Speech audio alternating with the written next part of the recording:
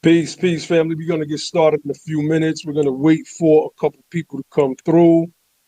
And, we're going to have the conversation today. We're going to speak about the Black South strategy and why it's important. And there's a reason why I'm doing this particular space. And it's in response to those that say that this particular strategy is somehow running away from our problems. And that's just the furthest from the truth. And so we're going to speak to some of that today. We're going to get into some some research today, like we always do at Be the Power. So while we're waiting for more people to come through, you can all share this out, share it out on Facebook, share it out on Twitter, let people know that we're having a real conversation about a real political strategy. We don't do, as we say, fire ready, aim over here. We do at ready, aim, and then fire. Everything has to flow in place. And I'll start by saying we never said that people shouldn't fight where they are. That's never the message from Be the Power or the United Sons and Daughters of Free. That people, just give up. Don't just don't fight there anymore where you live. Just come on back down to the South. While we want everyone to come back South because of the great political power we wield in the South, to tell anybody to just stop fighting in the states where they are, that's backwards and asinine. And nobody with any common sense is going to promote such an idea. And the problem is that you have people that are part of these cults, and y'all know me, I call names, I don't bite my tongue. And well, the hashtag cult, the ADOS cult, because we're promoting the strategy, they are now going around telling people that, don't come to the South. The cult leader said that the South, where she lives, is a despicable place, So we're going to get into some of that. We're going to get into some of the statistics and data as it deals with, how we're treated in the North.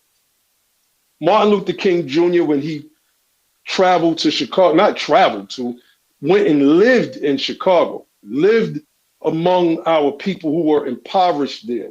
He noted that the racism in the North was 100 times more than it was in the South. Why is that? See, a lot of this information hasn't been fleshed out. But what we have in the North is an influx of foreigners, particularly in the Midwest, the upper or northern Midwest, in places like Michigan, in places like Illinois. This is where a lot of Germans came and settled in the United States. Once they got to the United States of America, they became white people. Most of these people had no race in their homeland. They were Germans, they were Italians, depending on where you come from. They were Liberians if you came from Africa, Nigerians, et cetera, et cetera. Most of those people did not become Black until they came into the United States of America. And this is important because we have to understand the duality and the dynamic between how we were treated in the South and how we were treated in the North. At one point, we were treated more brutally in the North than we were in the South.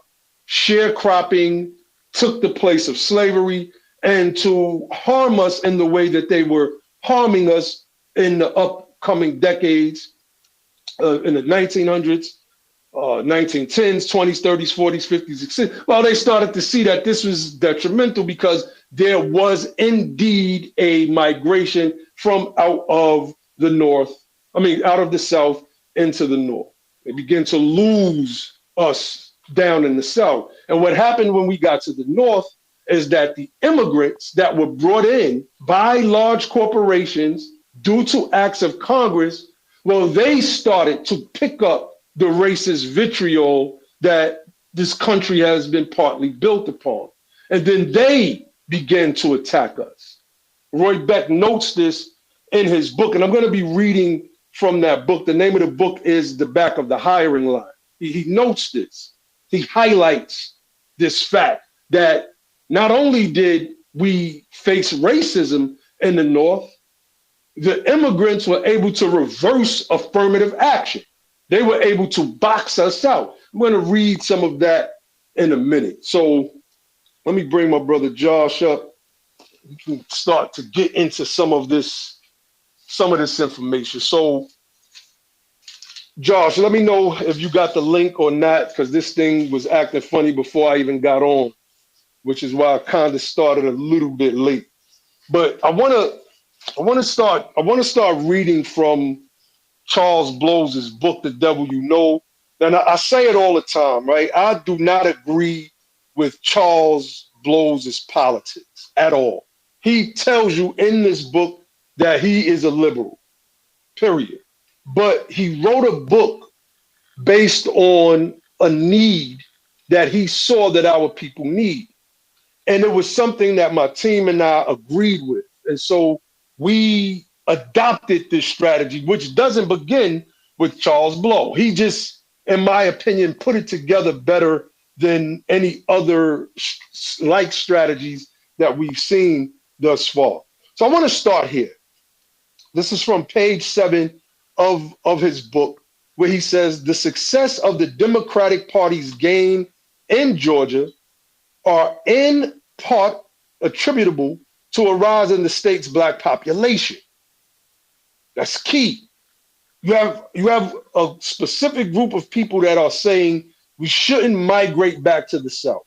There are reports after report after report that you can pull up right now that you can keyword Blacks migrating back South.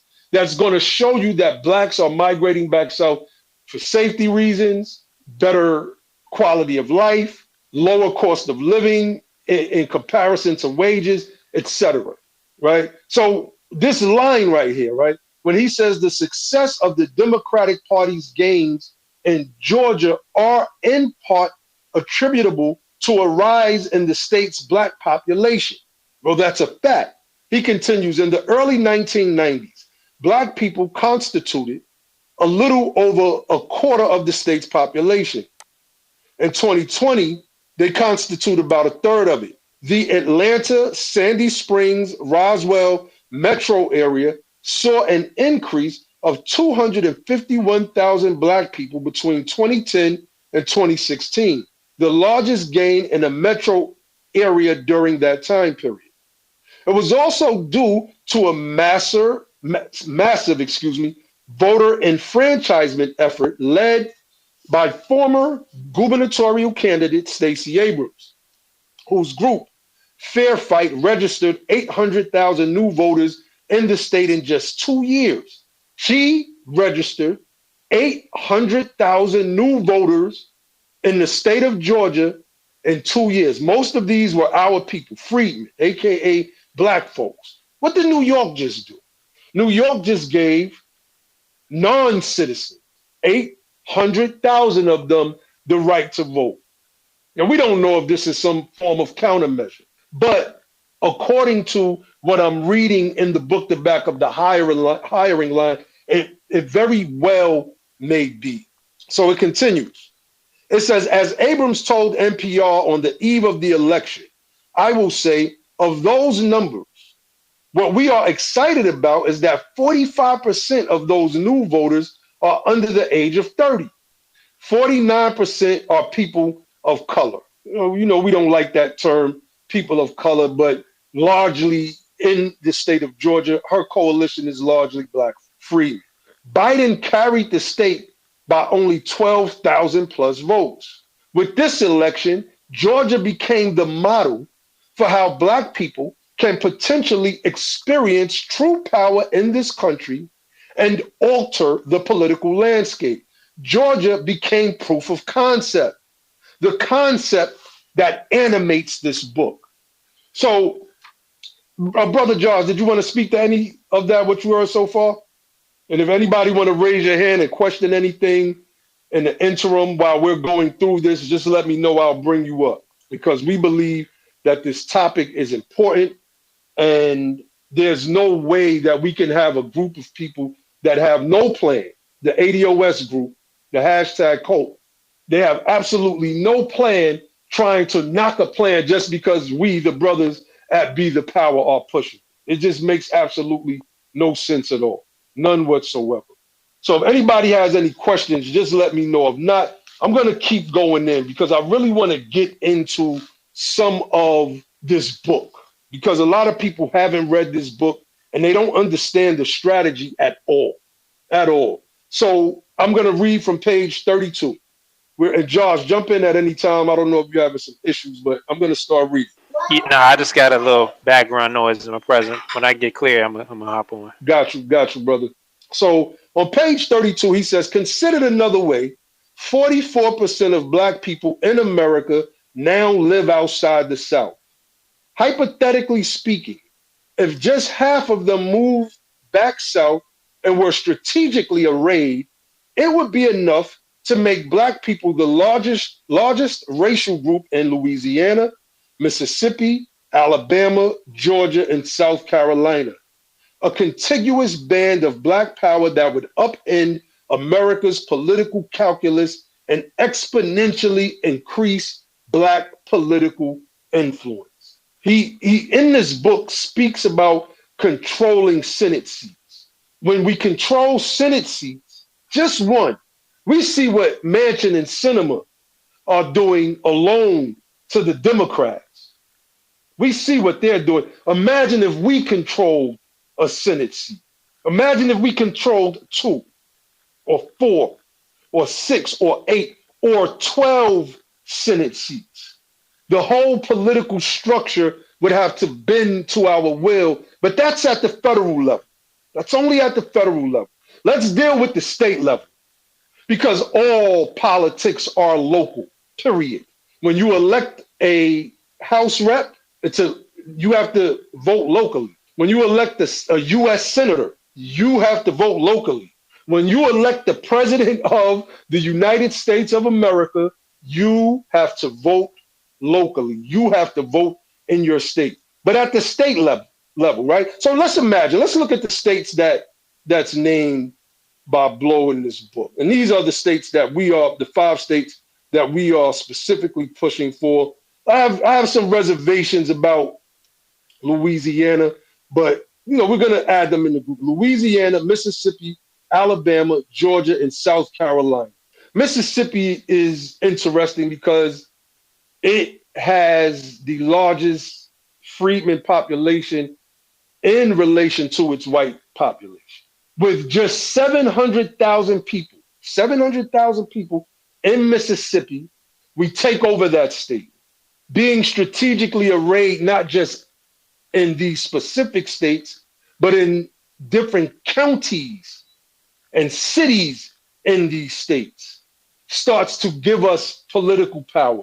Because now, when we are running for a state rep seat, where the laws are being written at the state's assembly or general assembly level, we get to write the laws. We get control over the state budgets. I bring up all the time that in Jackson, Mississippi, they have a water crisis similar to that in Flint.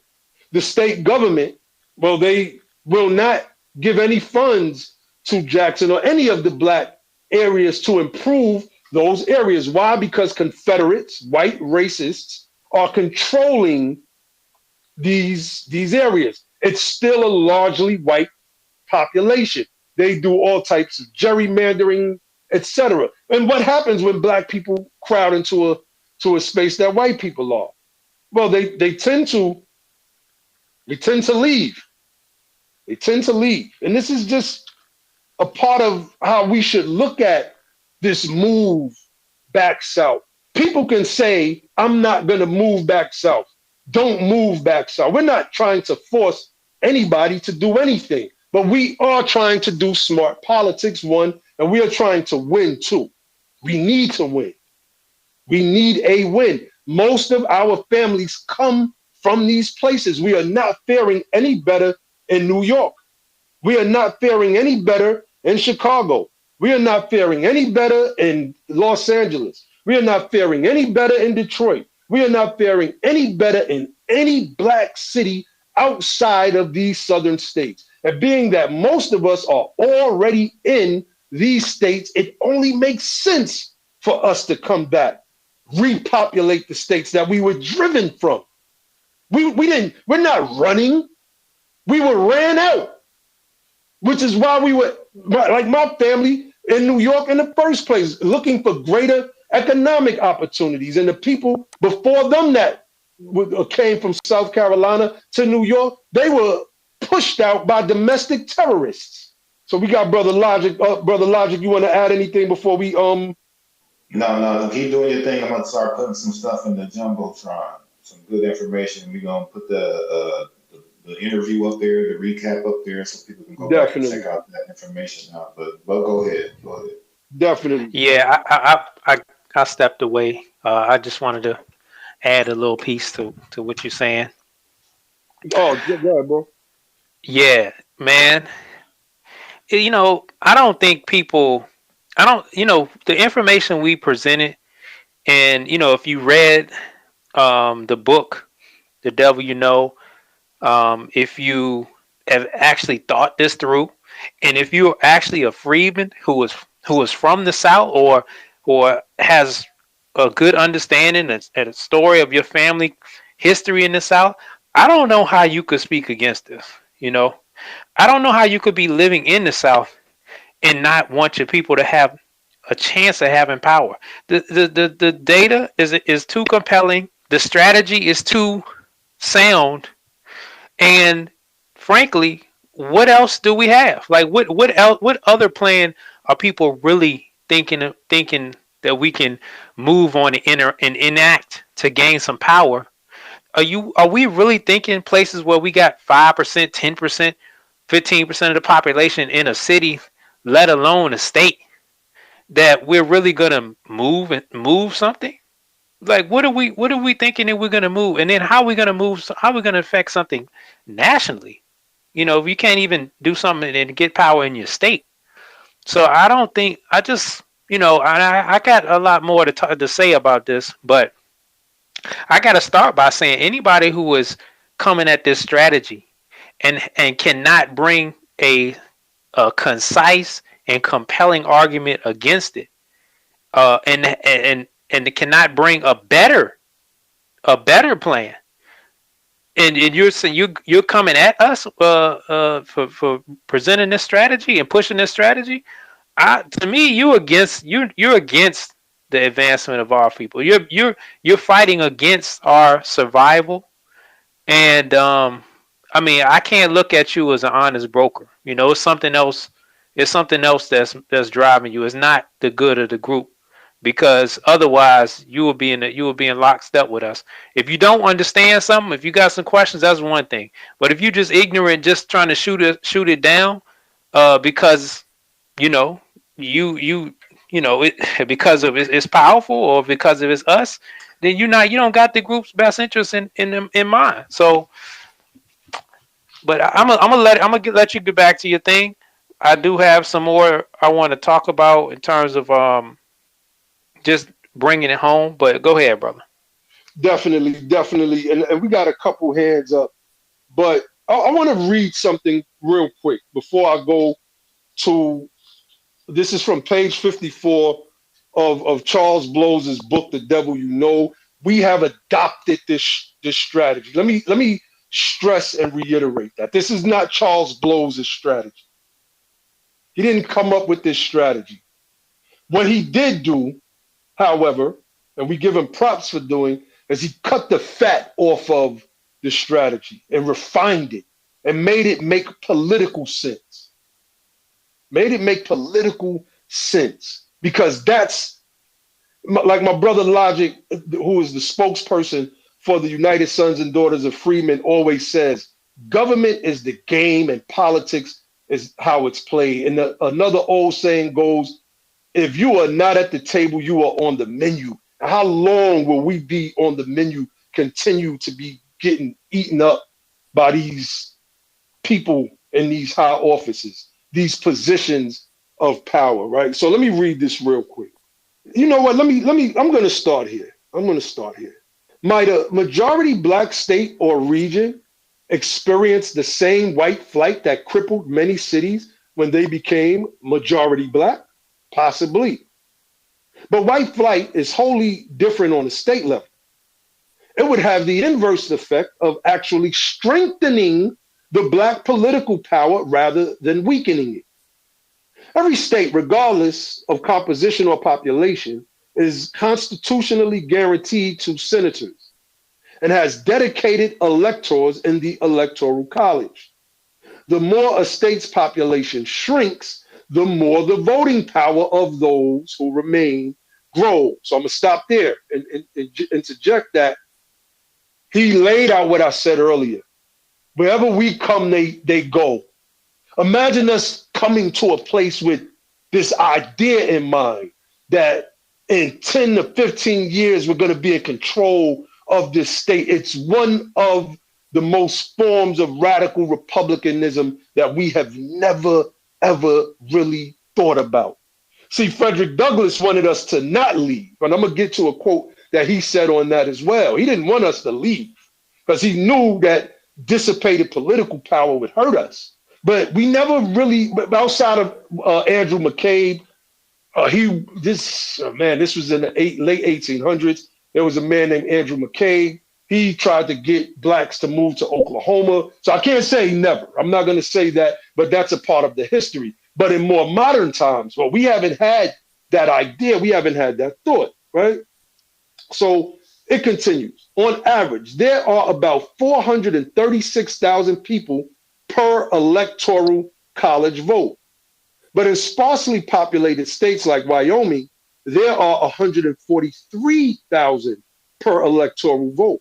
While in the heavily populated New York, there are 500,000 people per electoral vote. In other words, one voter in Wyoming has the power of nearly 4 voters in New York. If white people fled states to which black people returned, that would only strengthen the black vote. Furthermore, states have some rigid beneficial realities. They have natural resources and indigenous industries. Many southern states are already heavily subsidized by the federal government. In the 2017 fiscal year, Louisiana and Mississippi trailed only Montana and Wyoming in receiving the largest percent of state revenue from Washington. Louisiana received 43.7% of its revenue from the federal government. Mississippi, 43.3%. Black people would be in a position to regulate the resources and allocate those funds. That's what I brought up earlier. Powerful. We would fix Jackson, Mississippi's water crisis. Go ahead, brother Logic. Nah, bro. I'm just saying that's powerful, man. And a lot of people just, due to the lack of understanding how government works, we look at all of our political ideas through an emotional lens and a racial lens, which is not how we should be looking at it. It really confuses everything.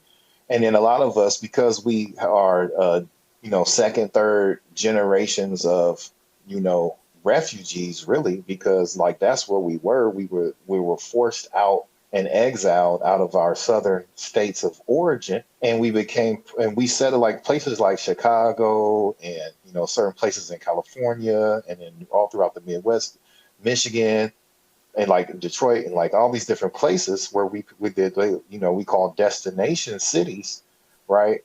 Where we really just set up permanent refugee camps. That's what they really were. They were just permanent refugee camps.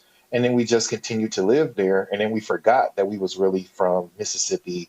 And we didn't really forget, right? Because, even like myself, I went to family reunions in Mississippi. I knew my people was from Georgia, but I looked at myself as an Illinoisan. You know what I'm saying? Like, we're from Chicago.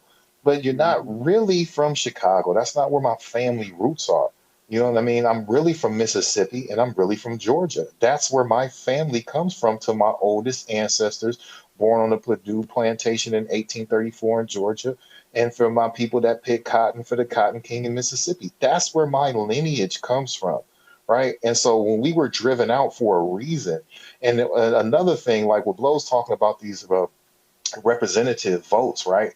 So they like early in Reconstruction time, they understood this, right? Because the 3/5 clause did not mean we were 3/5 of a human being.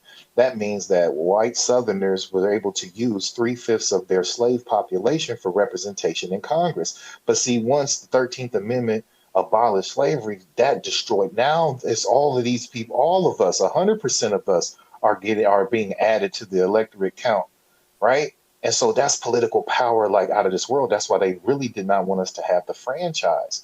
And so now that we do have the franchise, there was a concentrated effort on suppressing our franchise and our access to the vote, and they pushed us out. But with us having this knowledge and this understanding, we have to be driven by what controls who gets what, when, where, and how. And that's the science of politics. Politics is that science of who gets what, when, where, and how.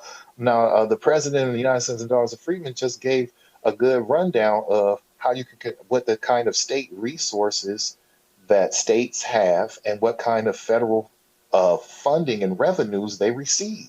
Now, you've never lived in a world where you controlled the governor's office, the attorney general's office, the Secretary of State office that oversees all elections, right? The Supreme Court, right? You never lived in a world where that you controlled all of that and that we were the majority of the power that installed these people into their positions. But you could, right? It's a real prospect and a real opportunity and a real reality that we can create in today's times, right? We can really do that, right? Because of the early work of our early ancestors who had struck down, the black codes. They did all of the landscaping for us to come in here and build, right? They cleared the field. They struck Jim Crow down, segregation down, right? They struck all the lynching laws down. And so we got rid of the KKK, right? And all now these places still exist, but not in any degree that where it should be, supremely problematic for us. So if we came back in large numbers back home, we could transform not only our lives, but the entire country if you controlled Mississippi. If you politically, right, politically and economically, if you controlled North Carolina and South Carolina, and we controlled Alabama and Georgia and Mississippi, or we at least were like 60 or at least 58, 55% of the population, we could really, really take our political destiny into our own hands and be the drivers of policy in a way that we've never seen before. And so I think when people look at this, they have to look at it and not in terms of how do you feel about moving down south or returning back home, like we like to say, but you really need to look at this and analyze it through the necessity of political power. It's like that's really it is. It's like, do you want political power or not? That's really it. Like you don't have to agree with us. It's not about Josh Logic and Nyhiem, right? It's about, do you want political power or not? Because the way the American government is set up, that's how political power is decided. It's decided state by state, based on electorates, based on votes, based on state positions like governor and senators and things like that. Even all your senators and House representatives that represent us at Congress, they come from the states, right? And so we could really, like, there is no other strategy.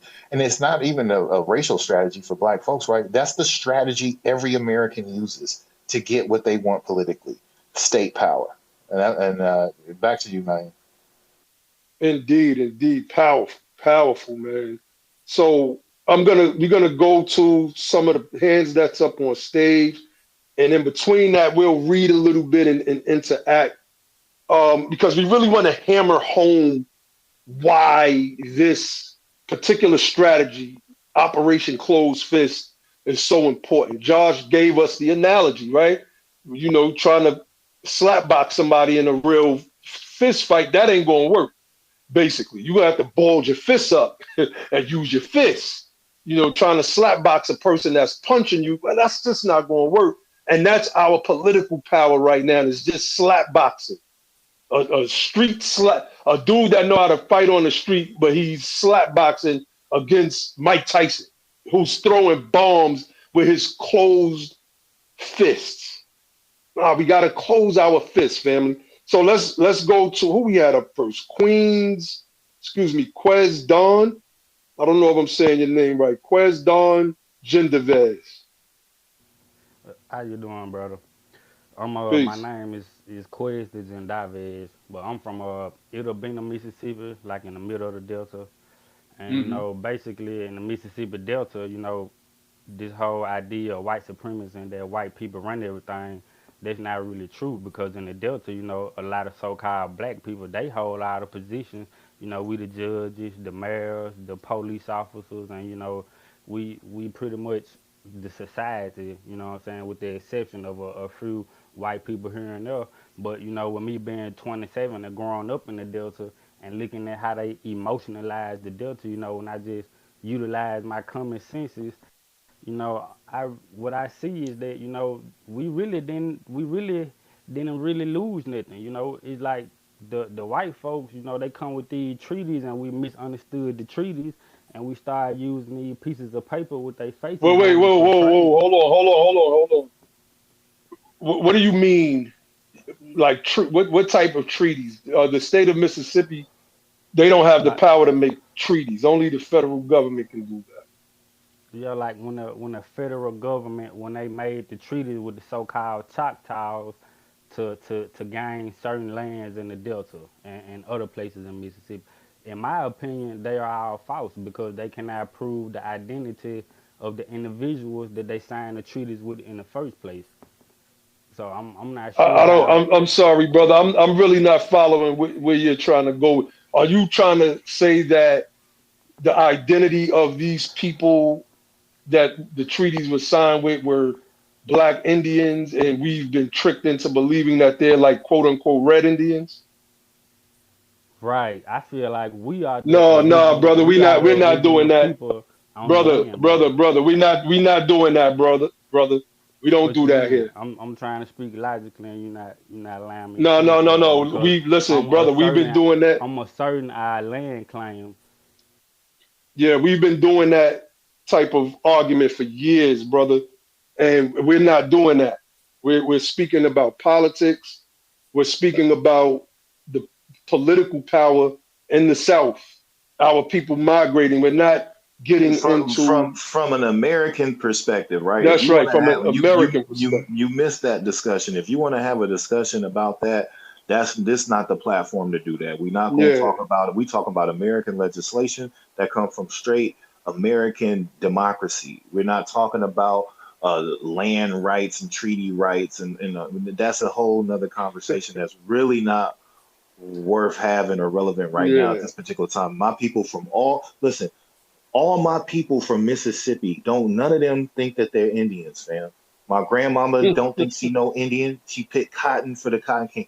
My people from Tallahatchie, they from Tunica, they from Webb, Mississippi, Brazil, Mississippi. You understand like so we understand like territory geographically what who used to occupy them those areas during westward expansion, right? But with government comes the power, right? And people lose power when their governments fall. And so we know who the treaties was with. That they know they got representation right now in the Bureau of Indian Affairs. There ain't That's nobody right. that the Choctaws ain't gone unrepresented. They just was That's getting right. they just was meeting with Maxine Waters not too long ago, a few months ago. That's right. And so there is confused. Somebody's confused, but it ain't them. All right, continue, bro.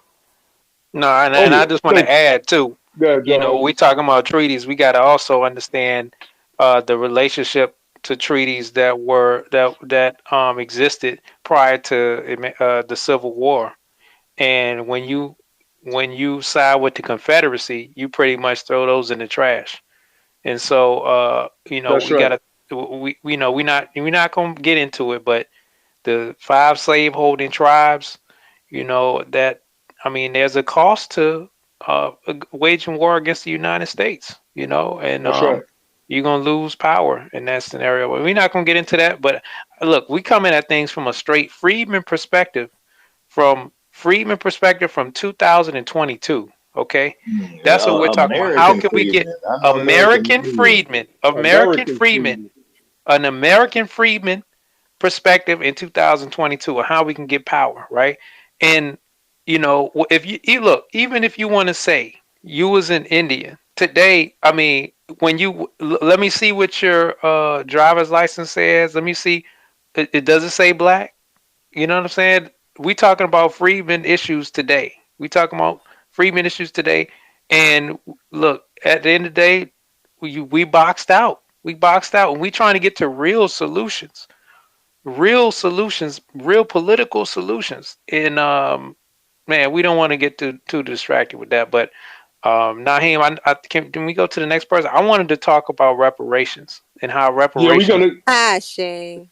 Yeah, we're gonna get to reparations definitely. yeah.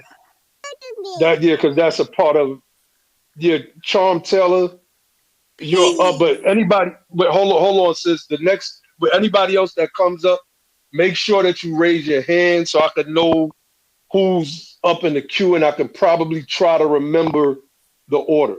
I think it's better that way when you raise your hand when you come up. All right, go ahead, Sister Charm.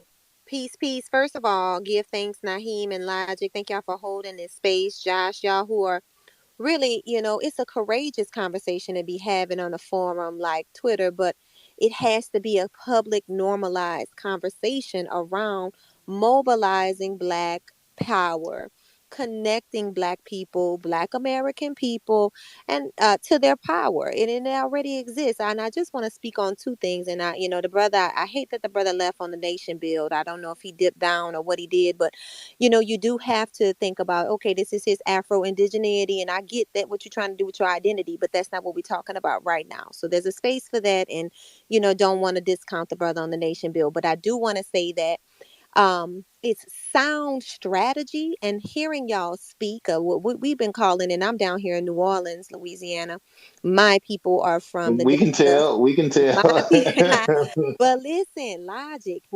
I felt a mirror, good brother, because again, I was born in St. Louis, right? Missouri, the Midwest, and it ain't never done nothing for nobody in my family. So when I started to dig back, I'm like, yo, okay, the matriarch of my family, she was born on a sharecropping farm in Cotton Plant, Arkansas. Okay, boom, go to Cotton Plant, Arkansas.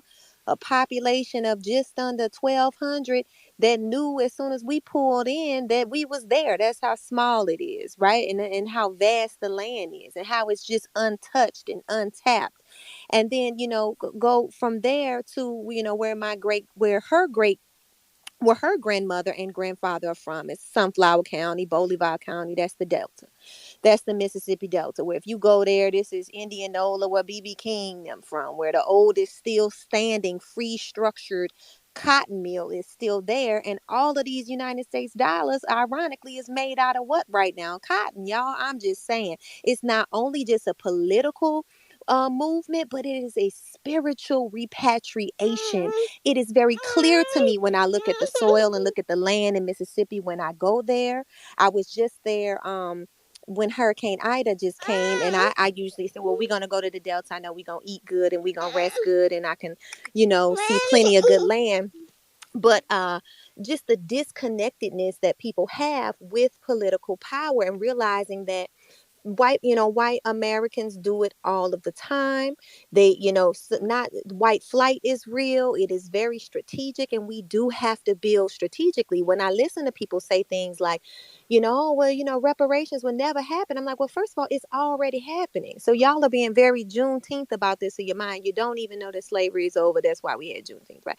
You don't even know that reparations is happening right now as it stands. And so my question is, and my call is for us not only to repatriate, to come back home to what is due for us, right? To what is our birthright that we were ran out of. We got tricked out of the land. We got fear mongered out of the land. We got bombed and massacred out of the land. But in our coming back, I'm really saying how spiritually restorative it is, culturally restorative it is. And I really love to hear y'all talk about, what do you envision Because to this point of, oh, reparations never happened. I said, well, if we clearing our demands and we got state control, it ain't got no choice. That's what I'm saying. It That's would right. have no That's right. choice. Whatever we wanted for the future South is what it would be. And that's why I always say all us fed, open mouth, all us fed. And it would have to look like some risk taking, some collective strategic building in our mindsets first. The mindset that there's something that's due for us, that we are not necessarily victim of, but that we call and fall, we say foul and violation. There's been a violation on what is due to us, but it's up to us to demand it and to claim it.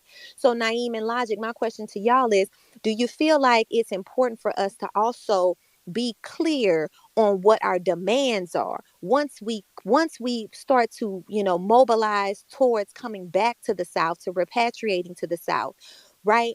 How much of the work is out front for us to also be clear on what our demands are? So when I hear you talk about water rights for Jackson, right, I start to think about absolutely, and reparations, holistic reparations. Now if I want the land, I get the land. If I want every sector of our society benefited from the thing. So we got to think and more expansively. I'm talking about health care benefited off of the trafficking of black bodies, health insurance.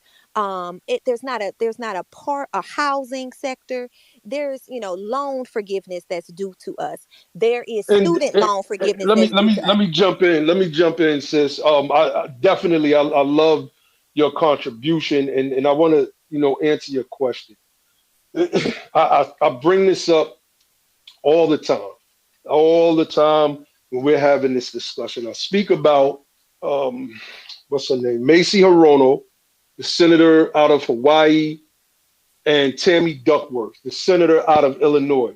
When there was some hesitation by the Biden administration for passing the bill for the Asian American Pacific Islanders, Hirono and Duckworth were explicit in their threat due to their demand that the Biden administration pass that bill and stop dragging its feet, or else they will not vote for any nominees that Biden is trying to push through.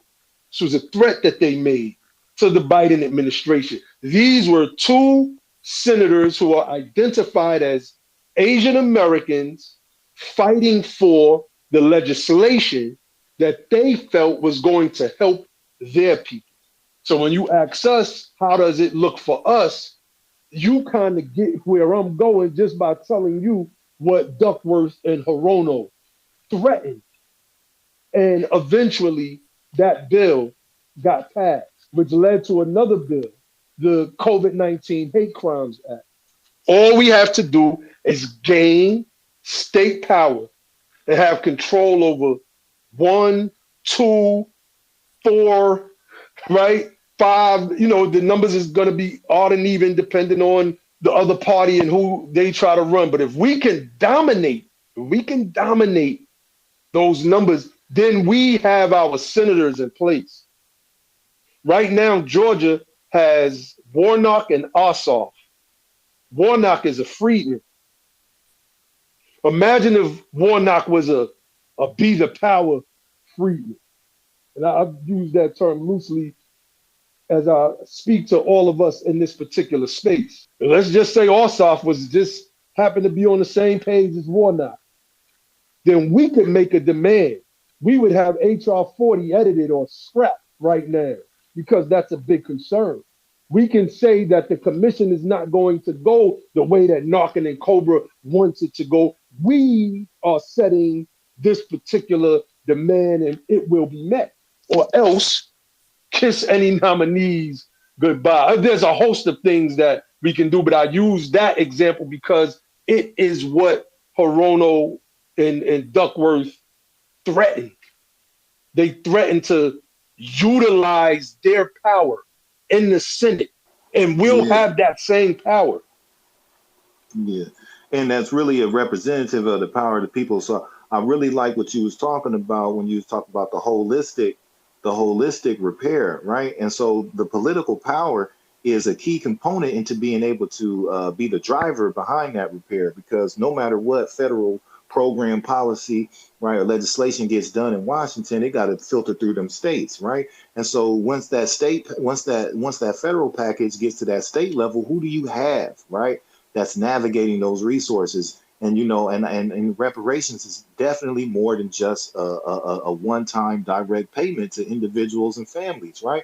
We have to repair all the damage. Like you said, the damage touched every sector of life, every department of life, from the health. And if you look at the Be the Power website, we got all of that stuff in our 12-point program and platform. We know about the health industry and what it's done. We talking about the decades of terror, our family members who had to live under the Confederate monsters, driving down the roads and streets named after the very same people who had them in slavery, right? And so we have a plan for deconfederatization, and we want to deconfederatize your mind, deconfederatize the roads, deconfederatize the schools and the state capitol buildings. We want to pull all that Confederate education and infiltration on up out the state governments, right? Because it permeates the way we are able to have agency in our state governments, because we have Confederate operatives masquerading as, Republicans and Democrats as well.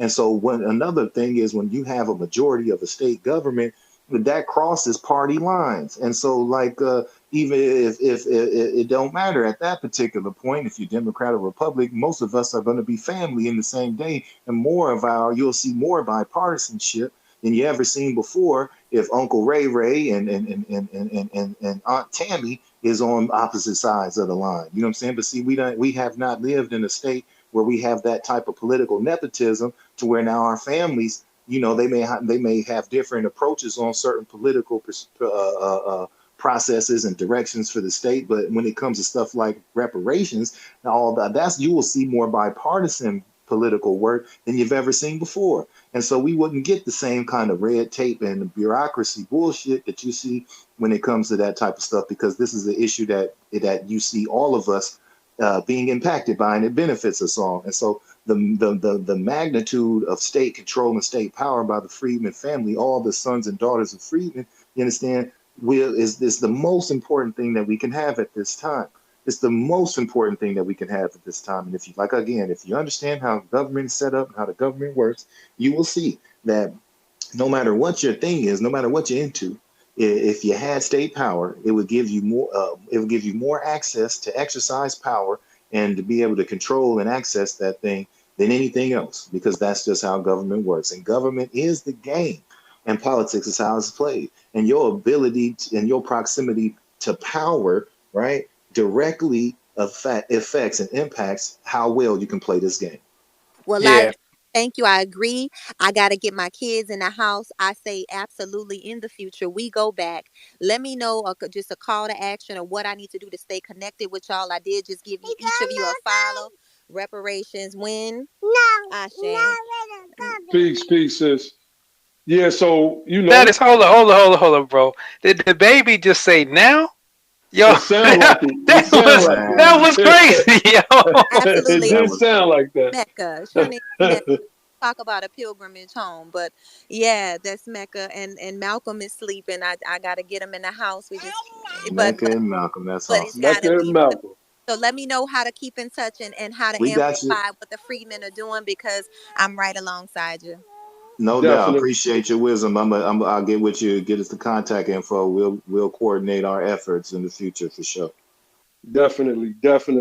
So let me see. I want to kind of get. I'm gonna go to Sister Alexis, and then we're gonna read a little bit more, and then we'll go to some of the other speakers. Go ahead, Sister Alexis. Hey Nyhiem, thanks for hosting the space and thanks for letting me talk. I think this is a brilliant topic. I've long wondered why freedmen people haven't been coming back to the South. And I guess I can understand if you're connected, you've been there for 3 or 4 generations, and you're concerned about coming back. But oftentimes, I live in Alabama, by the way. But people from like New York or Chicago are like, oh my God, Alabama isn't like terribly racist, and I'm like, because Chicago's not racist at all. It makes a ton of political sense, right? I think, and it solves a major problem that we have, is that we don't tend to be able to win statewide elections, right? Governorships, attorneys general, things of that nature, but also controlling state legislatures. Then we get to decide what the districts look like when we do redistricting and things of that nature. State boards of education we can control. We can even, if we do it strategically, because in Alabama, there's plenty of black belt counties where county commissions are controlled by freedmen, but there are plenty of other counties where we could increase the number of freedmen on those commissions. And then you really get to control budgets like that. So I think there's just a ton of power. And I kind of look at the arguments that people have against it. And the only thing I can come up is that the plan is too simple for them to grasp. But like they want there to be something difficult about it.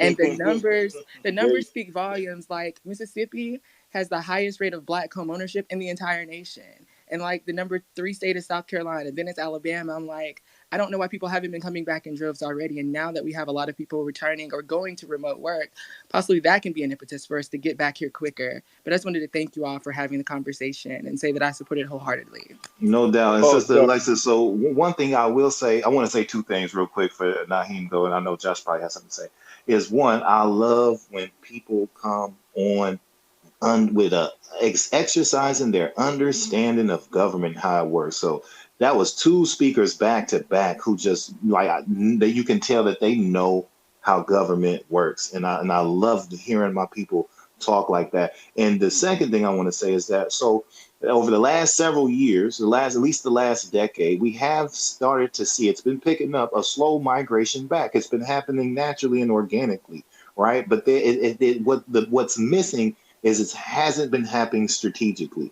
There is not a strategic relocation, right? So a lot of our people, we do have some people going to it. A lot of people going to like Atlanta, a lot of people going to Texas, and a lot of people going to Florida. But it's not like a strategic thing. And so what we need to do in order for us to strategically locate ourselves, right, is have an uptick in this conversation here, right? So we can have a serious pull factor to pull people back to the places that makes the most sense. And there's a lot of things we can talk about. People think that the South is just a bunch of sticks and woods and stuff. Like we have to we have to reframe how our people up north look and think about the South, because it's a lot of beautiful stuff and a lot of things that we can hit on. A lot of the push factors are already taking place. The police violence, they're getting priced out. The cost of living is just continuously rising. It's getting unaffordable for our people to even live in places like New York, Chicago, Los Angeles, stuff like that. It just doesn't make any sense. They're getting driven out anyway. And right, so what we're trying to do is get a little bit ahead of that and set up a home for our people to come back to that makes sense for them. And so yeah, and that's what we see it happening. It's slow and it lacks strategy. But we want our people to not just move south. We want it to be a strategic relocation back in the South, right? And we can go into that later if not he wants to. oh, definitely, definitely. I just want to read a little bit, and then we're going to go back to some hands because we want to drive the message home. Right? This isn't just some plan, And let me reset. This is really in response to the hashtag cult, and I got to be honest, because they're trying to step on the strategy because it's a strategy and they have none. And when you have nothing, depending on your level of narcissism, you try to wreck everything else that somebody else has. When I say the hashtag cult, I'm speaking of ADOS and their cult leader, Yvette Carnell, right? There's been a series of tweets that have been brought to my attention. One of them is in the Jumbotron, where this one guy who lives in Atlanta with Yvette Carnell, who said the South is despicable, is saying, don't come back to the South, stay where you are, fight and build there. Again, let me stress, we're not just telling people to stop fighting where you are and come back home to the South where your families are from. That's not what we're saying at all. Brother Logic, our national spokesperson, he just spoke to strategic relocation, the political will that will drive this relocation back to the South. It's just not some thing where we just have a family reunion and some barbecue. It's to your point and to the fighting point, right? Like, what's better if you want like to have your forces spread out, right? or to reorganize your troops in a position where you can defend, right? And what's easier to defend, home court? And what's more important, right? See, you're not looking at the South like home. Do you want to fight as a guest, as an outnumbered, disadvantaged group that can be ambushed and flanked on all sides, or do you want to come where you have supremacy in numbers and you have the dominant force, right? So this strategic relocation is a force multiplier so that we can fight from home. That's what we try. We ain't telling nobody to stop fighting. We saying let's go home and fight because we need to protect the home front, and that's where the most of us already are. That's right. Home court advantage, baby. So let me read. Okay, I'm going back to Blow's book. This is page 15. He said, notably, Frederick Douglass opposed the Exodus when we were leaving. We were being brutalized. You just have to be honest. There were more job opportunities in the North, but we're going to get to some of that in a few. It says, Frederick Douglass opposed the Exodus, contending in part that the South was, quote, the best locality for the Negro on the grounds of his political powers and possibilities. Frederick Douglass, who we call our first king, the first king of the freedmen, he understood this. He understood it, but we went. In many ways, it was part of our destiny as freedmen to go and get all of the abuses that we suffered outside of the South so that we could have an understanding in this day and time when we come back. Let me read from page 24 real quick. It says, the migration also cleaved. No, I'm going to start from here. He says, by the time I was born, this is Blow speaking, there were clearly more women than men. And the most recent census estimates there remain 3 women to every 2 men in town. Those numbers nationally in urban areas there are 5 black women to every 3 black men, right? He continues, the migration also cleaved the black community culturally. It created divergent tracks for divergent factions and weakened ancestral bonds and transgenerational continuity, which no amount of family reunions or sending the kids down south in the summers could fully rectify. The sudden loss of so many young black people meant that for many children, grandparents became primary parents. We hear that, right? I was raised by my grandmama. I was raised by my grandmama. Continues. Southern black society became, in some ways, a gerontocracy. Its mood and mores guided by the age. He goes on to say, let me see. Well, I'm not going to read that part of it. He's basically talking about children being raised in these sage abundant, they grow up a little bit different. Their wisdom is different. But the point that I wanted to stress by reading this particular excerpt was when he says it cleaved the black community. And he speaks to how the young and able-bodied went up north. Now, these were usually the voting age, right? The voting age class of a faction of our people that went up north looking for these better jobs. The young who couldn't vote and the elders who could vote, but many of them still had that fear. And this is me just going in on the history, still had that fear of going to vote. They didn't have the warriors there. They didn't have the warriors there to protect home court, if you will. They were in the north. And what wound up happening in the north, well, it became even more dire. Because as Roy Beck points out in his book, The Back of the Hiring Line, and I'm going to just go to page 194 real quick. He says some leaders of various ethnic groups claimed that they were as deserving as African Americans for now, this is people being boxed out of affirmative action. Our people. This is immigrants boxing us out now. It says, but only a small fraction of the non-black ethnic populations of the 1990s had families in the United States before the passage of the federally guaranteed civil rights in the 1960s. How is it that they got over here and skipped us?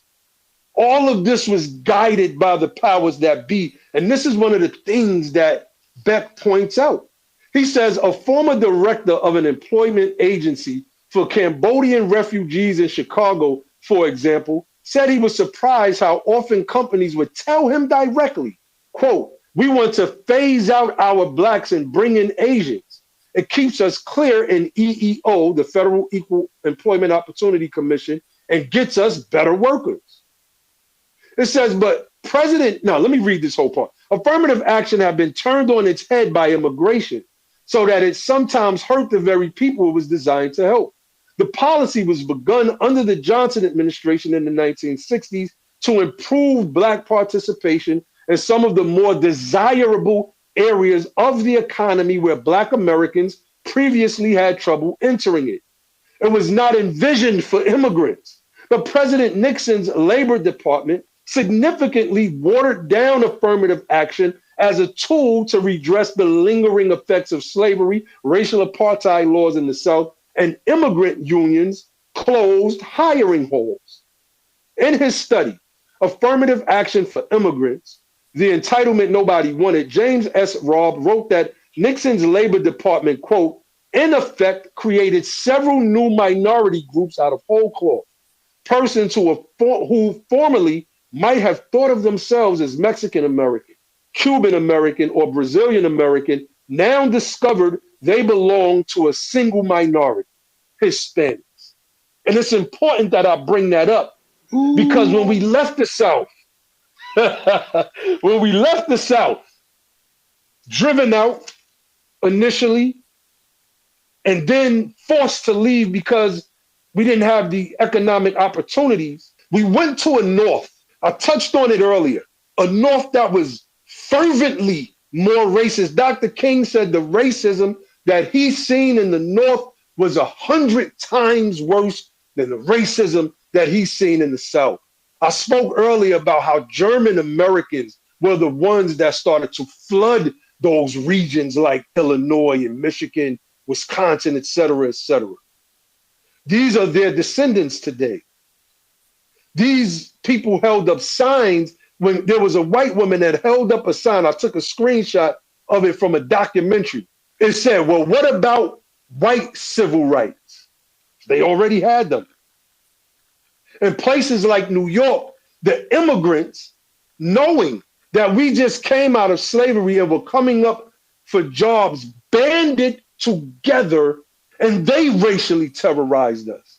Beck cites how they would kick in freedmen's doors in New York City, drag them out, hang them. One instance, a man was dragged out of his home. He and his wife, the wife was beaten. They killed the man, hung him up. The army came, the military came, cut the man down. They strung him back up, then dragged him through the streets by his testicles. We faced as much terror in the North than we did in the South. And in the South, when we had that older population, our numbers didn't grow as rapidly as they did in the North, although many of us were still here. Could you imagine if we had stayed in the South? Eventually, we would have taken over these states. King says the moral arc of the universe is long, but it bends towards justice. And much of that is reflected today in some of the opportunities that many of us have been able to actually enjoy. But being pushed out of the South was like being chased out by tigers, going to the North and being devoured by prides of lions, who were largely immigrants, family. Go watch that movie Gangs of New York again. Most of those gangs are immigrants. Hardly any of them are Anglo-Saxons, or what you can call foundational white Americans. Watch that movie again. The only real natives were the black folks there in that movie. And that was based on a true story. Beck notes how the Irish who became white when they got over here, they became white when they got over here. He notes how they joined in with the Anglos. So they're going to protect this land from the blacks. I paraphrase. They're white brothers. They were going to protect their white brothers. And so white supremacy started to grow tentacles in the form of immigrants that came from Europe. Yeah. So let's go to some hands. Okay, now I gotta remember who was up first. I think Afro, and then Plankton, Keelan, and G1. I think Afro was up first. Yeah, go ahead, Afro. Thanks, bro. Um, Thanks for having this room, Naeem, Logic, and Josh. I love what y'all doing. Um, just on the topic, I got a comment and a question. So the comment is in response to something that Logic said about like local and state and how that's like the seat of power. Um, when I really start to think about it, it's also true for the presidential election because the electoral college is based on um, electing electors, right? And then the state is like a winner take all in each state, right? So that's almost it's almost at the state and local level too, because we control that controls who wins, right? It's not a direct or a public win, like who gets the most votes wins. You know what I mean? Um, and then what you said, Naeem, earlier, reading, I think you were on page 7 at the time from Double We Know. I just want to make sure I got all the states that you listed. You said Louisiana, Mississippi, Alabama, South Carolina. I might have missed one, but I'm going to double check. Georgia. In Georgia. Georgia. Okay, cool. Thank you for that. Definitely, definitely. So let's Yeah, go. yeah, Yeah, yeah. go ahead, And brother Logic. real quick. And so, yeah, like you were saying, right? The electoral colleges, that's decided. The electoral colleges come from whoever wins that state, right? And so, even before that, if you go into the party platform, right? When you got a delegate system and a super delegate system, the parties run their delegate processes two different ways. The Republicans have a certain way of running their delegate system, right? And this is for primaries, right? And so do the Democrats, right? So when we talk about presidential primaries, you're still going back to the state to even see who's going to win the delegates and the super delegates to even get primaried of your party of choice. Hmm. So anyone out here telling you that all politics ain't local is an idiot and they don't know what they're talking about and they're unfit to do politics in any meaningful way. And they're ultimately destined to fail because everything is born out of where you're at. So if they're saying local politics don't matter, they're telling you that you don't matter, family. Facts. Thank you Facts. both for that. Indeed. So I think Plankton was next. Go ahead, Plankton. What's good, family? I appreciate you hosting this space, Naeem. I saw the topic and was like, yep, gotta get in here to at least listen. I am not a educated man, nor am I well read in the ways and understanding of what freedmen are, but I am here to listen and learn. I will put some things in a very elementary manner. And when we look at the economic power and the economics of living in the North um, versus living in the South, that in itself is a very elementary way to look at this. A lot of brothers and sisters did go north for the economic opportunities. This was a generation or so ago. And like you guys have pointed out, those things have fallen off when you speak to the immigrants and whatnot that banded together for their own self-preservation to I think the concept behind it is anything but black the situation, because I'm not a big movie watcher, and I'm not one to be able to quote things from movies, but I will never forget the scene in The Gangs of New York where the Bill the Butcher character portrayed by Daniel Day-Lewis is walking down the docks and he says, "What the white man won't do for a quarter, the nigger won't do for a dime, the Irish will do for a nickel." There was a Hmm. hierarchy then. You know what I mean? That was how they perceived it. And so Hmm. Yo, run that back. I don't want nobody to miss that. Run that back again. Run that back bro, again. I don't know much about movies. I can't quote much, but there's some things I'll never forget. What the white man won't do for a quarter, the nigger won't do for a dime, the Irish will do for a nickel. And that was, what I mean, the mindset. You're looking at immigrants who would, I've heard it said that the whole the idea of whiteness. White was not used until, decently versus, the whole white versus black thing. Individuals came over. If you look at the paperwork from Ellis Island, no one was signing white. They were That's German, they right. were Irish, they were, That's right. Jewish or whatever it was. But in order to consolidate power, you had individuals of Anglo descent who got together and said, "Hey, Anyway, I can't go into all of the specifics because I don't have them. That's the reason why I came into the room. But I can put some things on a very elementary level.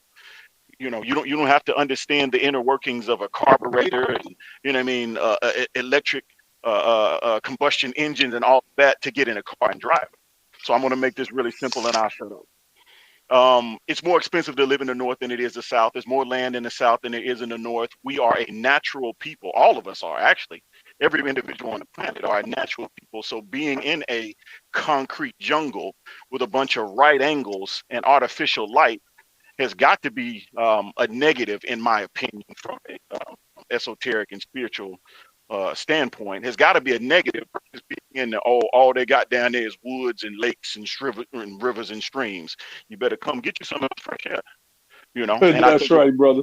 I think all of us and everyone here on the planet needs to be more well balanced and more well rounded. But speaking to our people, spending some time, if you've only spent your time in the South, you need to go up north. See, because some of them brothers up north, they quick with it. They quick with it and quick with it.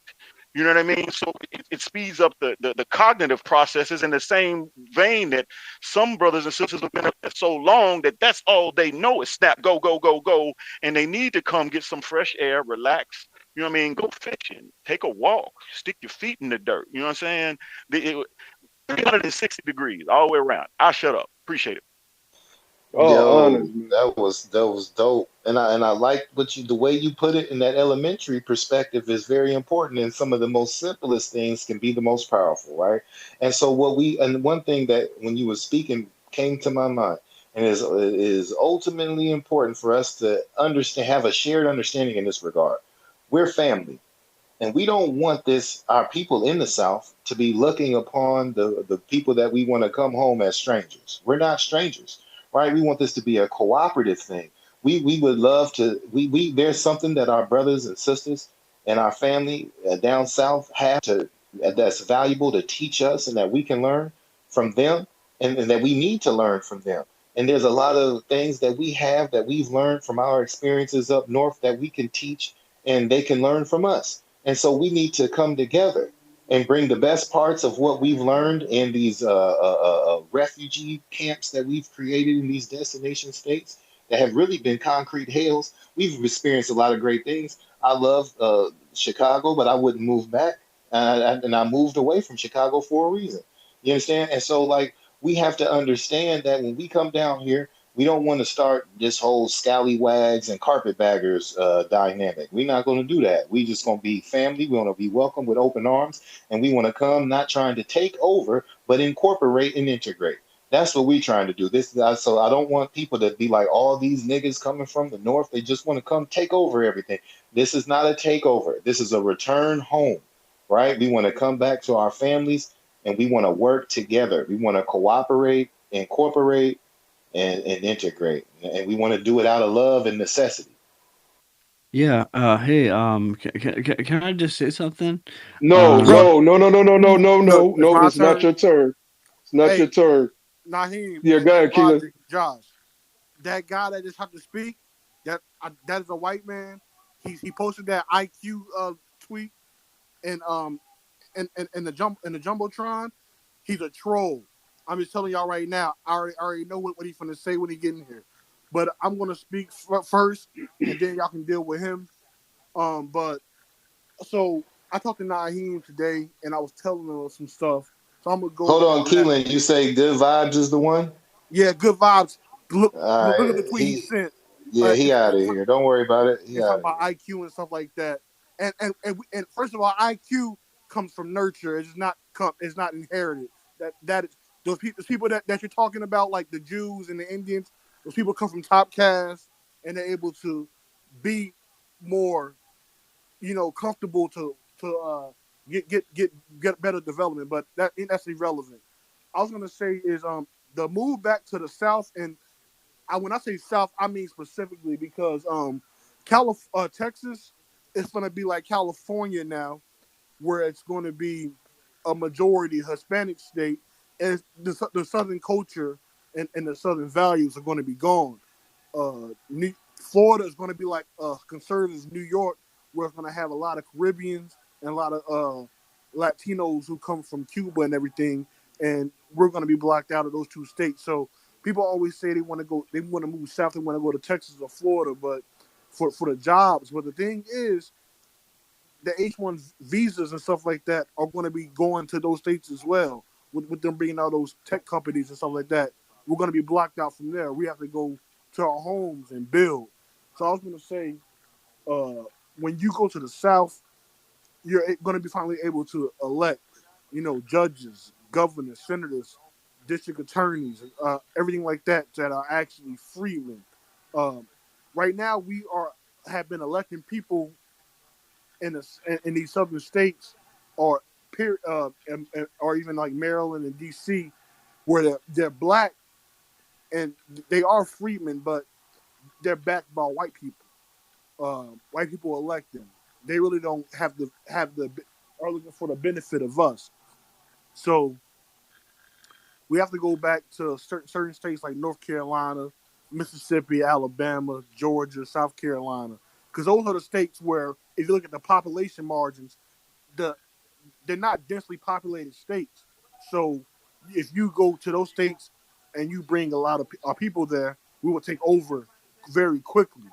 Um, and also, why I say those states as well, because if you look up where immigrants go, black immigrants, all immigrants, they avoid those states. Like the link that just got posted the other day about black immigrants, they avoid That's Alabama, right. they That's avoid right. Mississippi, they avoid South Carolina. They only and if they go to Georgia or North Carolina, they're going to the big cities that are already established. Like they're going to Atlanta or they're going to Charlotte. They're not really going to Augusta or Savannah, Georgia. They're not really going to places in smaller cities like Fayetteville, North Carolina. So I would say we actually need to leave the bigger cities in the South and go build up the smaller cities and make them the cities that are we would say popping. Um, you know, you can have truck companies, you can have construction companies there to start off with. Women can open up salons, and anything on a smaller level that will bring some more capital to us.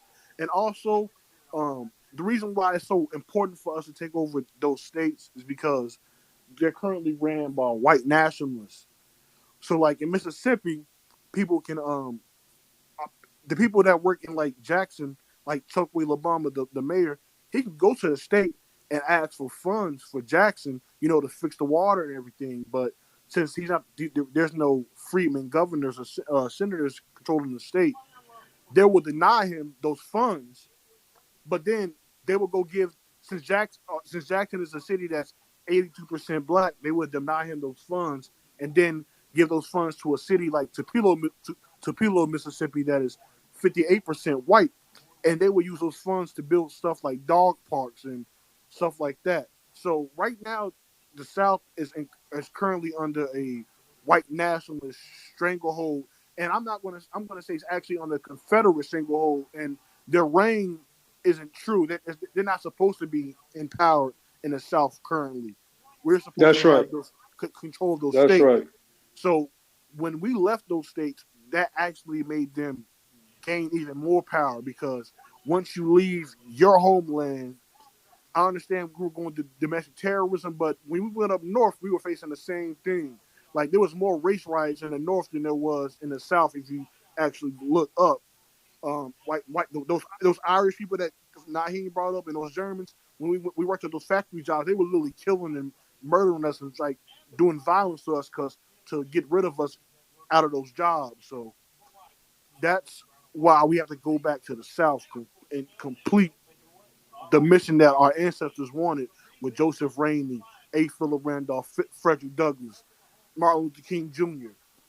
Reparations depends on us controlling states where we have freedmen governors, freedmen senators, freedmen judges, freedmen district attorneys. Because when you have people who are freedmen, have a freedman mindset, and they're for the benefit of freedmen, you're going to see a way better quality of life for you, because that's when you're going to be able to control state budgets. So funds will be able to go to schools. You can actually, like in Alabama, they spent $400 million to build prisons.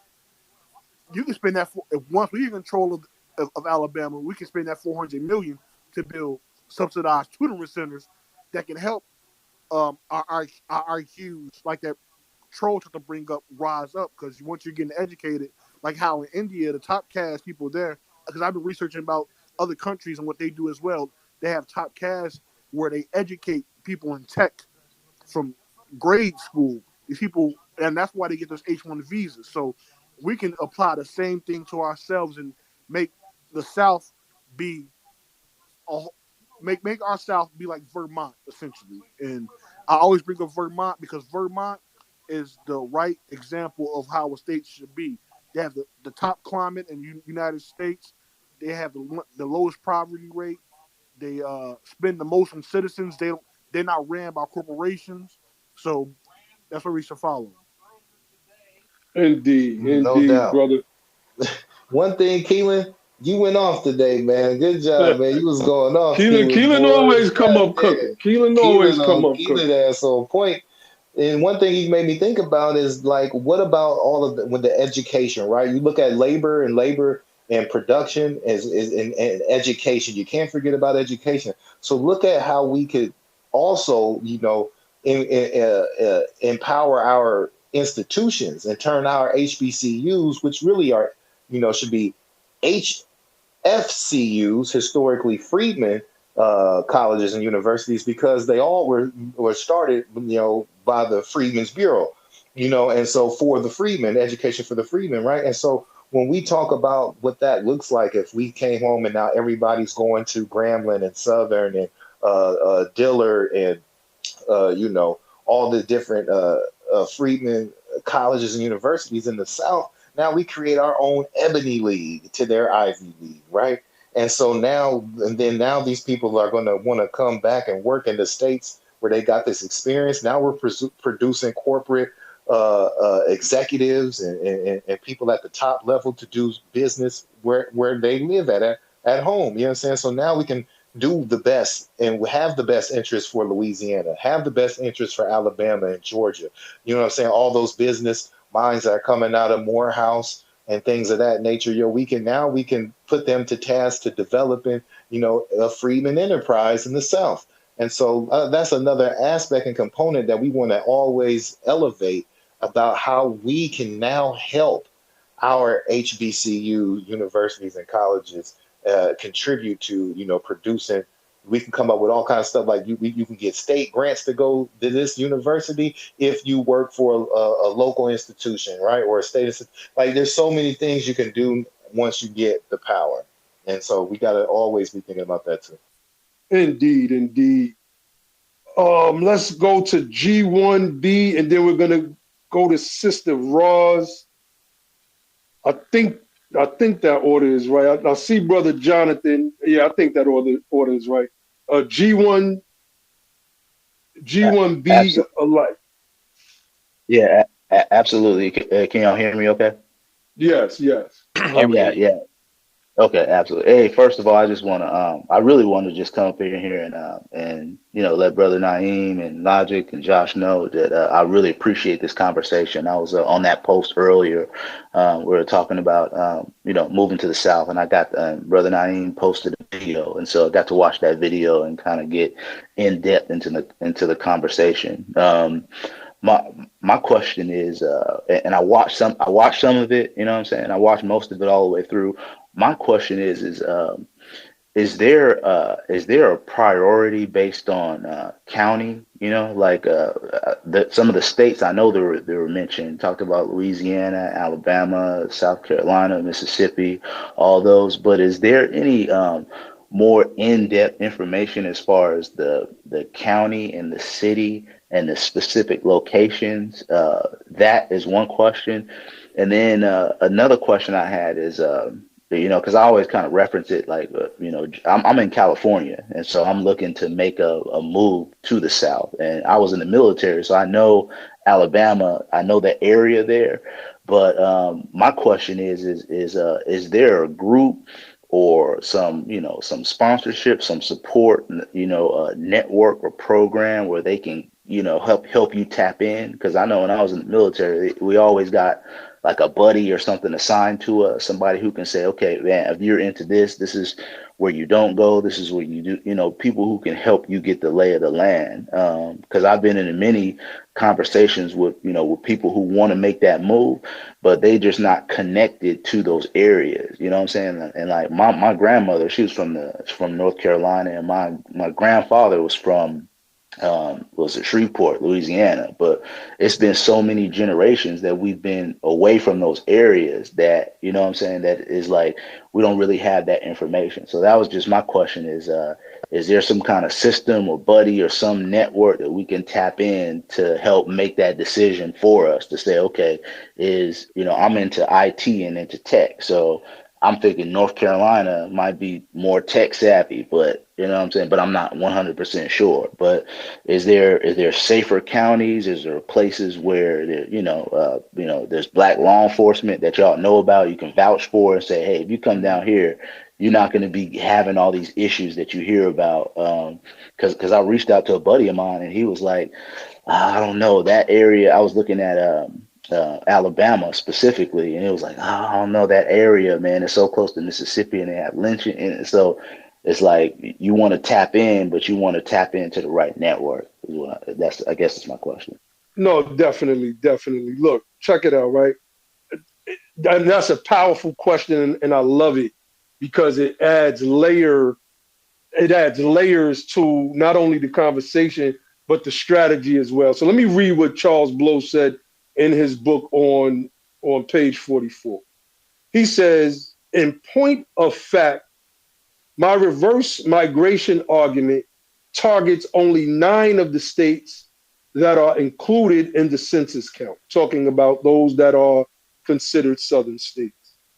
And he names the states: Louisiana, Mississippi, Alabama, Georgia, South Carolina, North Carolina, Virginia, Maryland, and Delaware. And I think Josh wants to speak to something about Maryland in a few minutes. But let me continue. He says, specifically, I suggest gravitating to the major cities arranged like jewels on a chain, which dot the Interstate 20, Interstate 95 corridor from Shreveport, Louisiana to Wilmington, Delaware. They include Jackson, Mississippi, whom y'all heard us mention several times already, Birmingham, Alabama, Atlanta, Georgia, Columbia, South Carolina, Charlotte, North Carolina, about 90 miles north of I-20, Richmond, Virginia, Washington, D.C., preferably in the Maryland suburbs because the district, unfortunately, is not a state and thus fields no senators, and Baltimore, Maryland. I believe D.C.'s status has changed since he wrote this book. So, and I want my brothers to jump in on this. So I'll say this, right?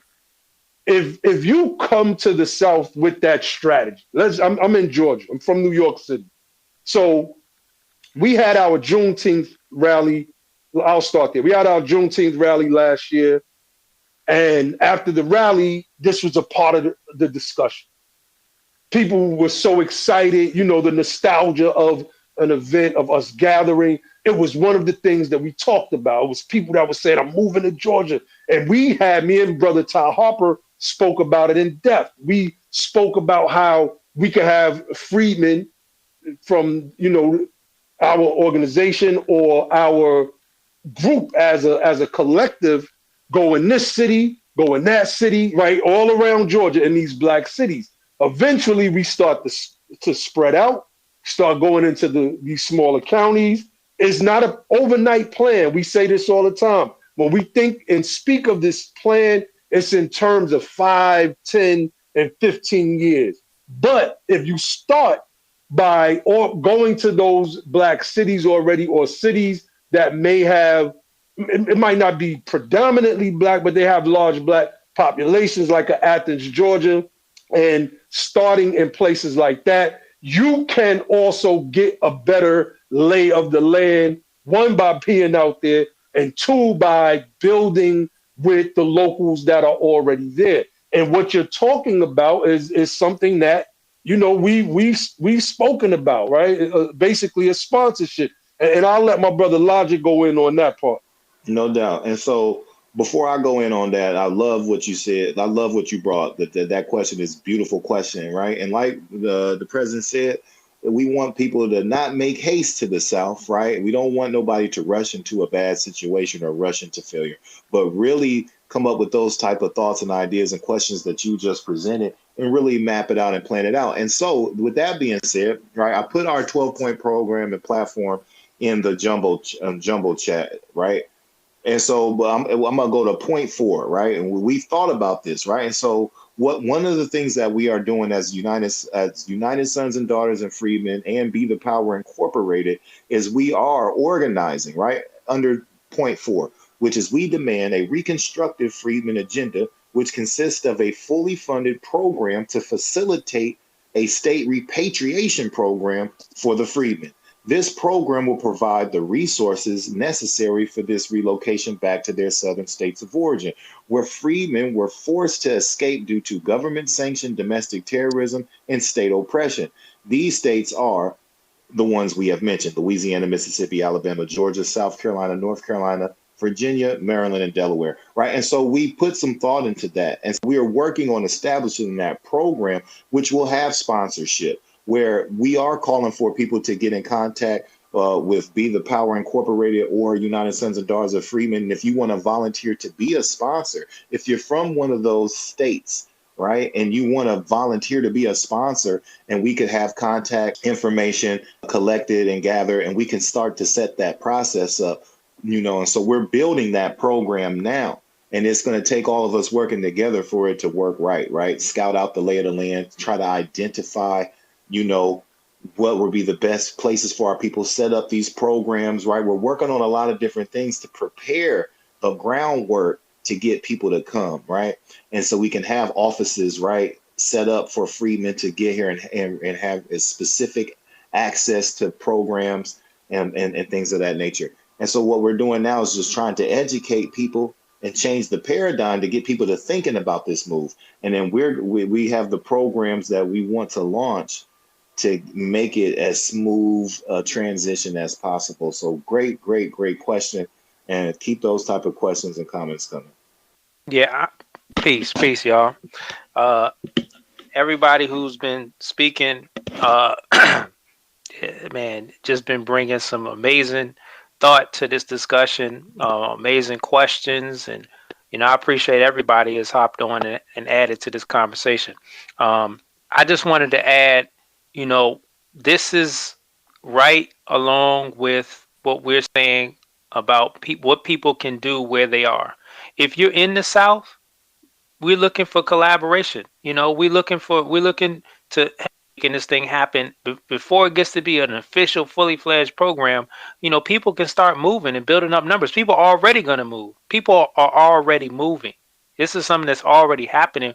Like Brother Logic said, we just need to make it more strategic, and we need to make it intentional. Yes, that's what we're talking about. It needs to be intentional, and it needs to be collaborative. So, there's like we're working one hand is watching the other, right? Another thing I wanted to say in alignment with taking action where you are is this goes what we're talking about with the Office of Freedmen Affairs, right? Just for those who don't know, you got the Office of New Americans that's popping up in every state and every city and county and all of that. Just go look it up. You got Office for New Americans. This is an office that's set up for, just like it sounds like, new Americans, people that ain't been here that long, people that might be here legally or illegally, that from immigrant background, and they have set asides programs that's well funded to help them be, get on their feet and get, ahead in employment and housing and business and all these different type of things. But guess what? Freedmen of 40% of the homeless in America, 50% of the homeless with families, right? 50% of the homeless with children. But there's no Office of Freedmen Affairs. So the reason I'm bringing this up is because you would think that if we have an Office of Freedmen Affairs and set up in all these states, that we can have some type of program that can assist freedmen if they want to repatriate to their states of origin. And there will be some type of communication and collaboration to make these things a fruition. I mean, if you think about it, like I said, it's already happening anyway. And and our people, it's we hit for resources the most. We're the most constrained by resources, but we done made the biggest contribution to the country. So when we're talking about what can you do, this is the operation, what we call the closed fist strategy, and pushing for Office of Freedmen Affairs in your locale.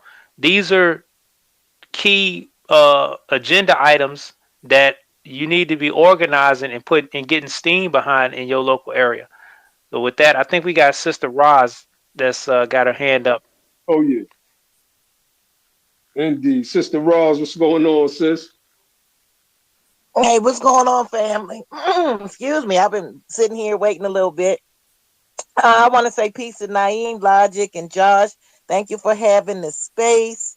I just wanted to, I'm not sure if G1BI is still here, but Northern Virginia, Loudoun County, the wealthiest county in the United States, is definitely known for tech.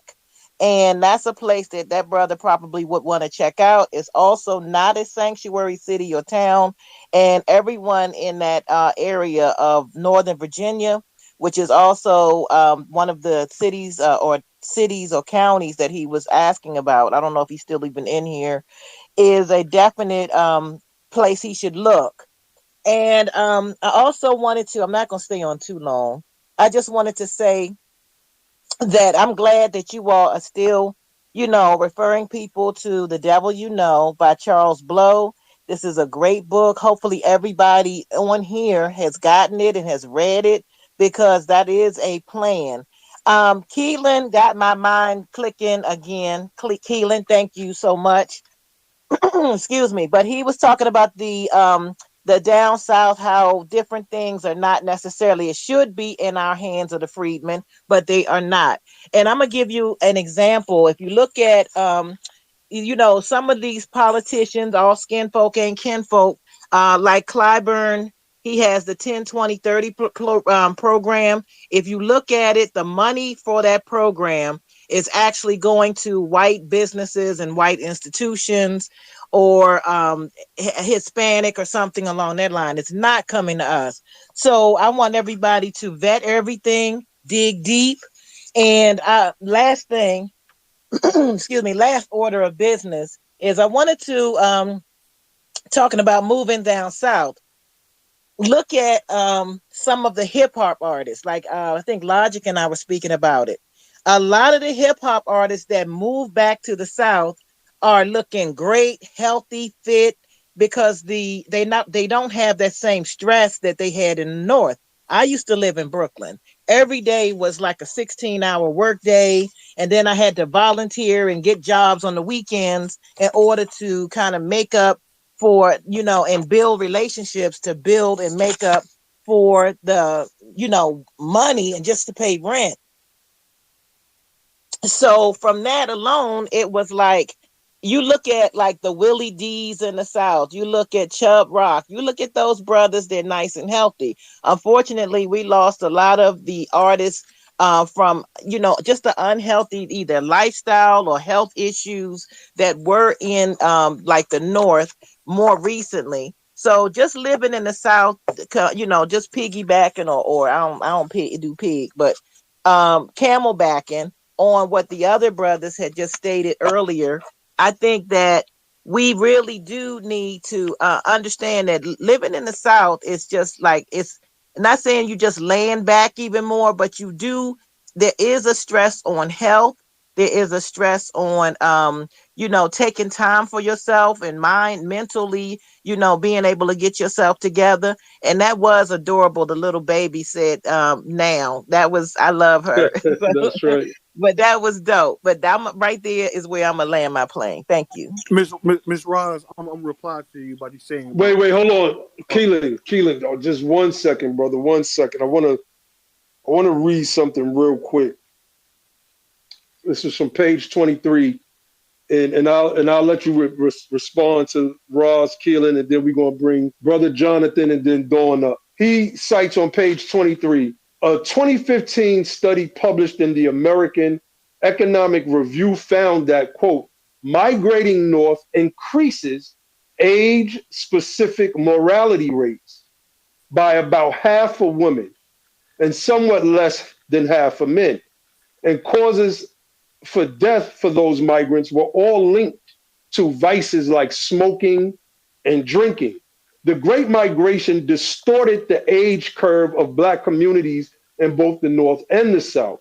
The shift to the North of so many young people left the South disproportionately populated by the very old and the very young, with the sunken place in the middle. But the point that I wanted to bring up was that, that from that journal that he quoted, where it said that migrating to the North increased age-specific mortality rates, right? When I go to New York and I look at some of my people, Roz was speaking about some of the people that move, to the South, the rappers, etc. They're healthy, they look strong, and that's a fact. When I go up there, they joke, they be like, it look like you aging in reverse. And everybody else just looks like they're getting older. And it was something that I peeped years ago. But when I read that in Blow's book, when I read this, and I think he touches on it in another part of the book, I thought about what I was thinking every time that I went to New York and seeing my peoples that I grew up with. Everybody looked so much older. Everybody kept saying the same exact thing to me. Damn, it don't really look like you aging at all. I'm like, I'm definitely aging. Y'all don't see these grays, but yeah. I just wanted to speak to Roz's point. Go ahead, Keelan, and then we're going to go to Brother Jonathan. Yeah, Roz is actually very correct. So when you think of up north, you think of what? Cold weather, winter weather. In the South, majority of the time, the weather's going to be hot. So very sunny areas, they have where they produce more vitamin D in humans. Mm-hmm. Vitamin D is very essential to aging and your skin health.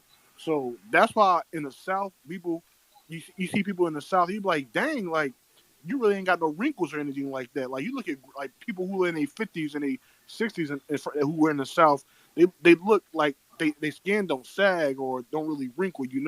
So she was definitely right about that. And also you got to think about it. In the South, what's available in areas where you have a lot of open land, produce.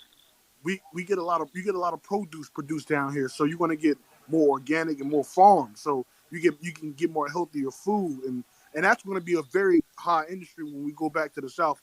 We have to take over. We have to go back and learn how to farm because when you can farm and grow produce, think about it. We can trade and import and export produce from our next door neighbors in other states. So that's like a multi-billion-dollar industry. So I was going to say that.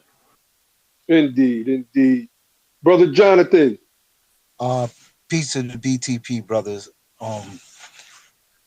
Yeah, I wrestled with the moving back south plan, but I now excuse me, I understand. I do get it now, and I agree with it. Just dealing with the politics in Connecticut and dealing with politicians, that everything that we need as freedmen, it has to go through the Black and Puerto Rican caucus. And the big issue is that 90% of the caucus is Hispanic. And I'm just going to leave it at that. I do agree. Honest, man. And we're not trying to force anybody, right? We're not necessarily preaching a doom and gloom message. We are simply saying you could have political power if you want it. You know the issue. You just laid one of them out. You have to go through basically a black and brown caucus to just get something for black people done in the North, which tends to be the practice and the talking point of everybody when you bring up doing something specific for our people like reparations. They bring up that woman that Josh gave that name to, Ann Brown, right? That's a little nickname we have because every time they say, well, we got to do something for black people, they say, well, what about brown people? Oh, brown people, they seem like they're doing good. I show a graph on Be the Power all the time that shows that Hispanics have the highest growth of wages out of every other group I think it's over the past 10 years. I have it on my computer. Like, it seems like they're doing great.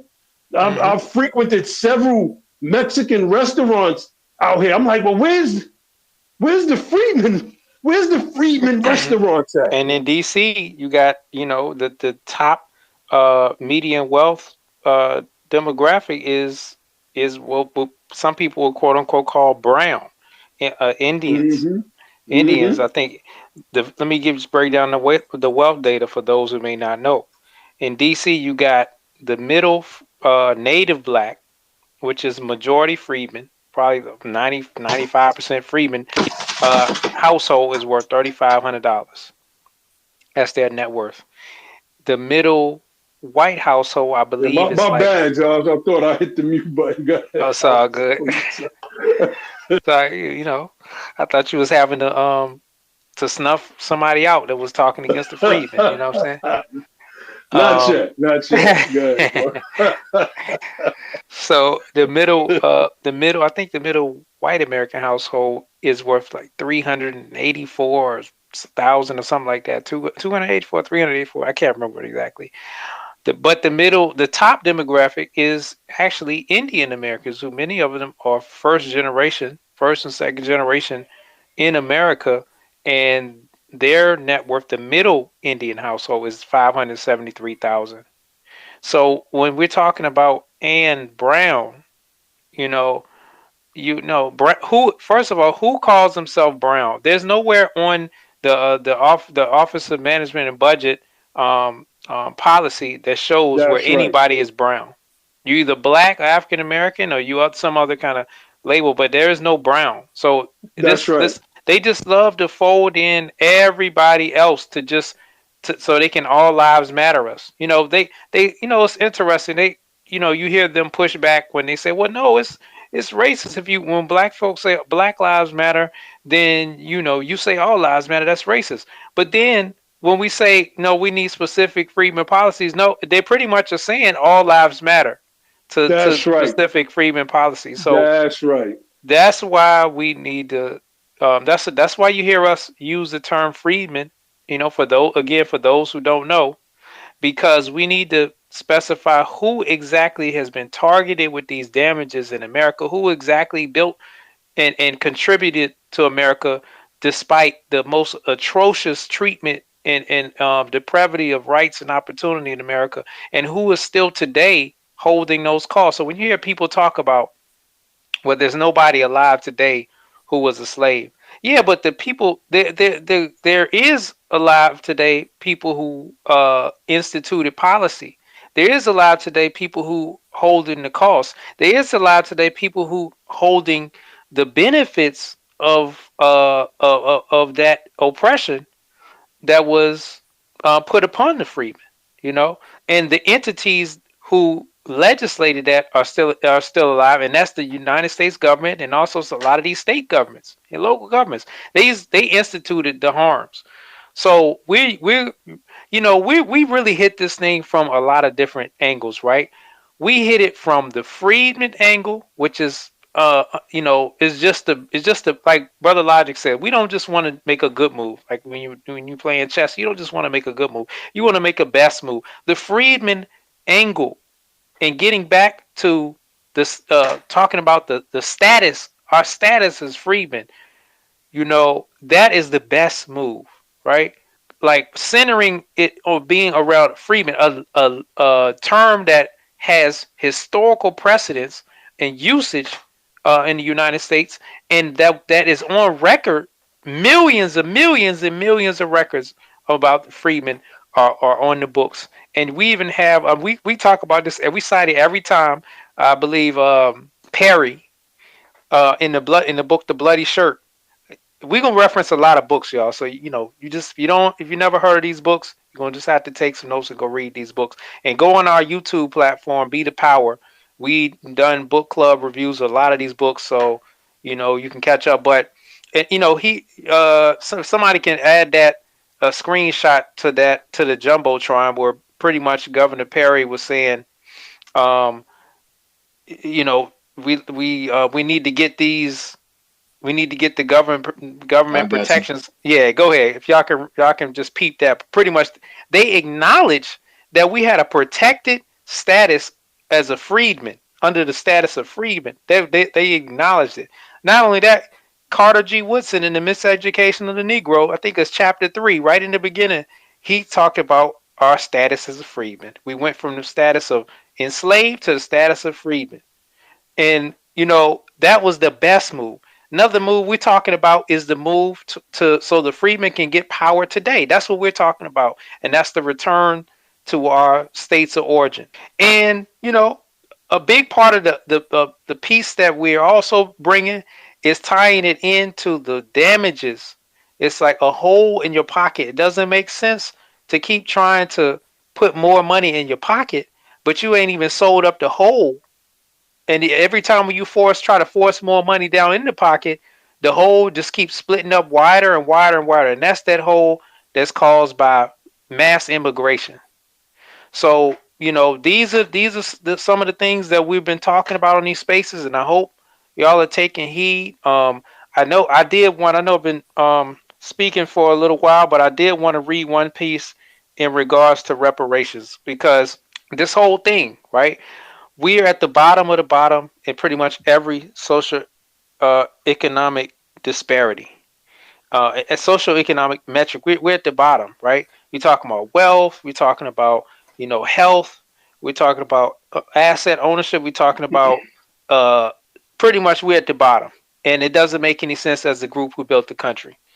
So we all understand. If you've read Dr. Sandy Darity's "From Here to Equality," you should understand the case for reparations. You should understand that this is not something that we can just work our way out of, or we can educate our way out of, or we can change some behaviors that people try to say we're pathological with, and we can behave our way out of.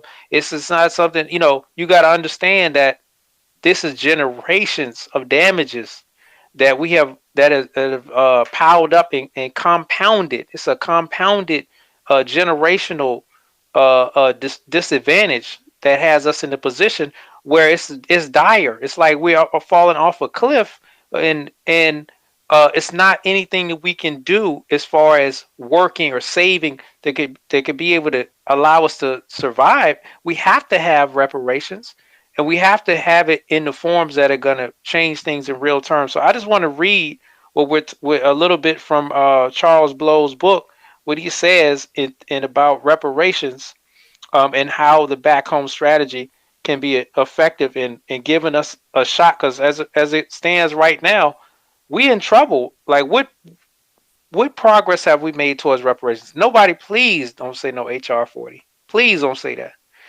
So how can we have a better shot? Let's read. It says, and I think somebody talked about Lumumba. It says the possession of real statewide political power in the South could radically alter the architecture of oppression in this country. For one, we could better deal with the idea of reparations, which has reemerged as an exigent issue with statements by presidential candidates and congressional hearings. Reparations is a mountain with two peaks, one moral and one legal. In the first instance, the white majority must be convinced that it is morally right for America to atone for its sins of slavery and oppression. In the second, and even more difficult ascent, the Congress must pass and a president sign a bill authorizing it in whatever form it may take. That is, unfortunately, a near impossibility considering our current politics. But one way to make it more tenable is to send more senators to Washington, for whom it is a priority. Barring that, gaining control of states could allow for reparations on more local, or on a more local level. Now, I don't agree with that. I'm not. We can talk about that. But the point I Well, wanted to make. remember, real Mhm. quick, Josh, remember when we interviewed him, he kind of gave his breakdown of why he said that. Yeah. He said that there were harms caused by the states, especially these states that we're trying to basically politically take over. Let's, use that term. Right. And so, being in control of state budgets, we can do a lot of things. So I understood what he was saying. I still disagree, but I couldn't really argue with his little comeback to that. Yeah. No. What I'll say to that, and it's kind of the point we made. I think we had a breakdown after. It was like a post interview program, right? And All what three, we all was I put all three of them up in the jumbo yeah, joint. yeah, what we were pretty much saying is, in terms of what we look at, one of the primary goals and baseline goals of a reparations program is closing the wealth gap, and that's something that, you know to be able to fund something that large has to come from the federal government. That's not something the states can do, but there is a lot of other stuff that states can do, that if you have power in the states, now you can enact. Like, what that's the thing, man. And I'm gonna pass the mic back around. We need to really start getting creative and start thinking and imagining, what do we want what do we want our lives to look like? What do we want our state to look like and our society to look like once we get in power? We had a guy on our program, maybe, like, I don't know, a few months ago, named Mosler, right? And he asked the questions: what do you want day two to look like after reparations? So I want to pose that same question to get people to start contemplating. If you were in power in a majority freedman state, or if we had a power in your state that's a majority freedman state, right? What kind of policies could you think of that you want to enact? What kind of things do you see that's wrong that you need to be fixed? Start taking account, start making a list of those, because we coming to get that stuff fixed. We coming to get that addressed. We coming for our justice, and we coming for our power in our states of origin. Uh, but I'm gonna pass it back around for y'all. Yo, Indeed, so I indeed. wanted Go. to I wanted to jump in and say this part too, right? Because I've since last year or so when we had that conversation, and a lot of discussions have been being had about reparations. So I want people to really understand when we reparations, and we're talking about repairing a specific damage that happened to us. And so when we're talking about funding, yes, reparations should be funded by the federal government because of their specific monetary sovereign capacity. But there are, to Charles Blow's point, and what I've been saying this consistently for years, there are certain specific atrocities that the state of Mississippi has to atone for, and that the state of Alabama has to atone for, and the state of Georgia has to atone for, right? And so these should be called and referred to as state acts of atonement, you see? And so now you don't have to worry about the conundrum of, oh, is this going to confuse the reparations message, right? So you don't have to use the R word for every reparatory act and function.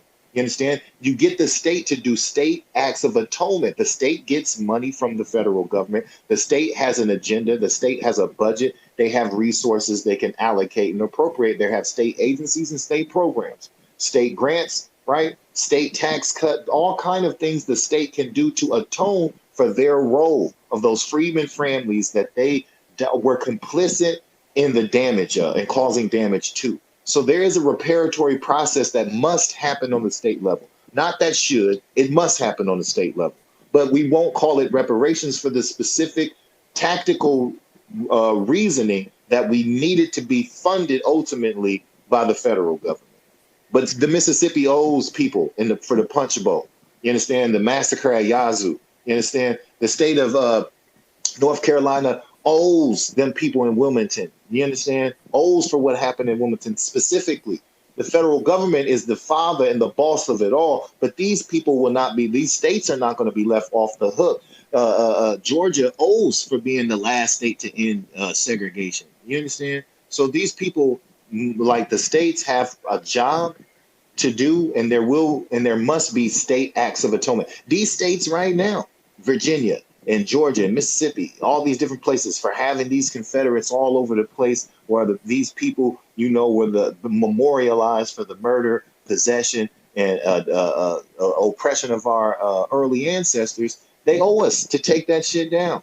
We don't need the federal government, right, for the state of Georgia to go into Savannah and change up the way Forsyth Park looks like, and to take all them Confederate criminals off of there, right? We don't need them to go into Louisiana and change. Now the federal government will come in is when you go into Fort Polk, Louisiana, who was a real racist man. We need the federal government to come in there and do that, right? But we shouldn't have to need the federal government. We should just need the people of the great state of Virginia to say we don't want to drive down Jefferson Davis Highway no more. Now let's change that, right? So there are state acts of atonement that should be referred to as state acts of atonement. And there are all sorts of other state grants, right? There are state grants, there are state tax benefits, credits, and so on and so forth. And that we must say that the state has its role to play too. We just won't put them under the category of reparations, far as titling it that in our specific advocacy, right? And so I just wanted to add that. And so Dawn, come on in and get it in. Cook squirrel duddy vubby nunjug tut rudai bubby. I mum so guglule dud tuttle bubby hashi ready. Good evening, tribe. I'm so glad to be here. It's been a long day. I wanted to make one distinction about us returning to the South in the event that others might have the audacity to refer to it as running. And the difference is that we are returning to our ancestral lands, and I'll leave it at that. And I wanted to just say that I'm wholeheartedly behind this strategy. I think we are on the right path. And I just want to share that I just got off of uh, a Zoom call with 32 people in 11 states who, you know, say they're ready to get to work to push this agenda of Office of Freedmen Affairs forward at the administrative level. This would be in support of the federal push. But all these pieces, you know, are starting to fall into place. And I'm excited. I'm glad to be alive right now when we have all of this clarity. We have a flag, we have a language, tut you tut, nani sasi, and we have a flag, if I didn't say that already. But we have everything we need. Everything is in alignment, and we're putting boots on the ground. And I'm excited about where we're going. Indeed, indeed. So we're gonna come back around to those who have their um, hands raised on the stage. I'm gonna go back. Afro, did you have anything else to share? Yeah, can I add something really quick about the state acts of atonement, and Josh made a comment about like local, like what's possible on the local and state level in reparations as well, and he mentioned what Darity said. Um, I'll just respond to that, and then I'll come back around and add more later. But just on this topic, um, yeah, you're totally right that Darity said, you know, we can't really do the federal claim on the local and state level.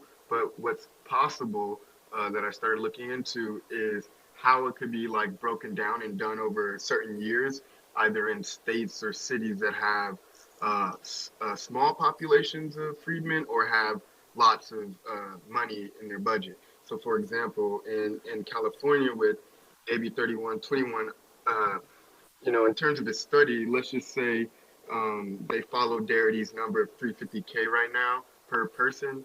There's about 2 million people that are black in California. So, um, 90% of that would be close to, about 1.8-ish. So basically, So if wait, you hold did the on, hold numbers, on, yeah, hold on. So you're saying that I'm just trying to follow where you're going because I'm kind of lost. So you're saying that if you were to take Darity's number, which was a baseline $450,000, you would take the people in, well, the budget of California and give it to the freedmen there. yeah, basically Uh, that's close. So basically, So okay, let's but wait. Hold on, I'm not finished. Hold on. I just needed some confirmation on that. So what about the other projects that comes with funding that the state funds every year? You know, highways, roads, bridges, uh, other cities, counties, et cetera, et cetera. I'm kind of confused by Yeah, no, that's this. that's that's a great question. So just with California as an example, um, their budget right now is $200 billion. If you did that 350K times the black people or the freedmen population, It's four it'd be 450. It's 450. It's four yeah, hundred and yeah. So fifty thousand. if you do it on 450, it's still close to like 350, which is around $1 trillion. So if you do $1 trillion over a certain amount of time, the question is how many years would it take to pay that 350, 450, right? So with California's current budget of 200 billion, you would have to increase it like 50 or 100%. Not getting rid of all the other programs, but just increasing the budget 50 or They 100%. they can get the money from the federal government. Right, right, That's what But they should do. why They would should we right. want the split the what? Wait, bill. stop, hold up. Why would we want the federal government to give California more money for reparations when they can just do federal reparations? That's like Yeah, going I'm not around your saying arm, I'm not saying it your has to elbow to come get from to the your federal thumb. government. Well, so Yeah, I'm let not me saying just it has say to this. come Let from me the just federal say government. this, right? Let me say this, right? State acts of atonement is what they already have the capacity to do without getting extra money from the federal government. A state act of atonement Exactly. is what's already in. So if you want to so right now they already have certain funds in their OMB that they allocate with their state budget every year, right? And so California already has resources as far as land, human resources, things of that nature, right? And so in a state act of atonement, which California in that regard, it will really be difficult, right? Because of just the population landscape.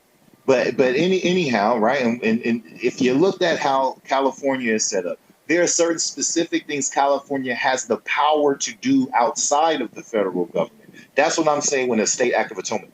Now, if you have to reach to the federal government to do it and you're trying to package it up as a state act, that means you can't carry it as with your state power. So you need to let the federal government do that. So let's not try to say, okay, let's Yeah, request more money from the and just federal to be clear, government and to I'm not increase our saying it has budget. to come from the federal.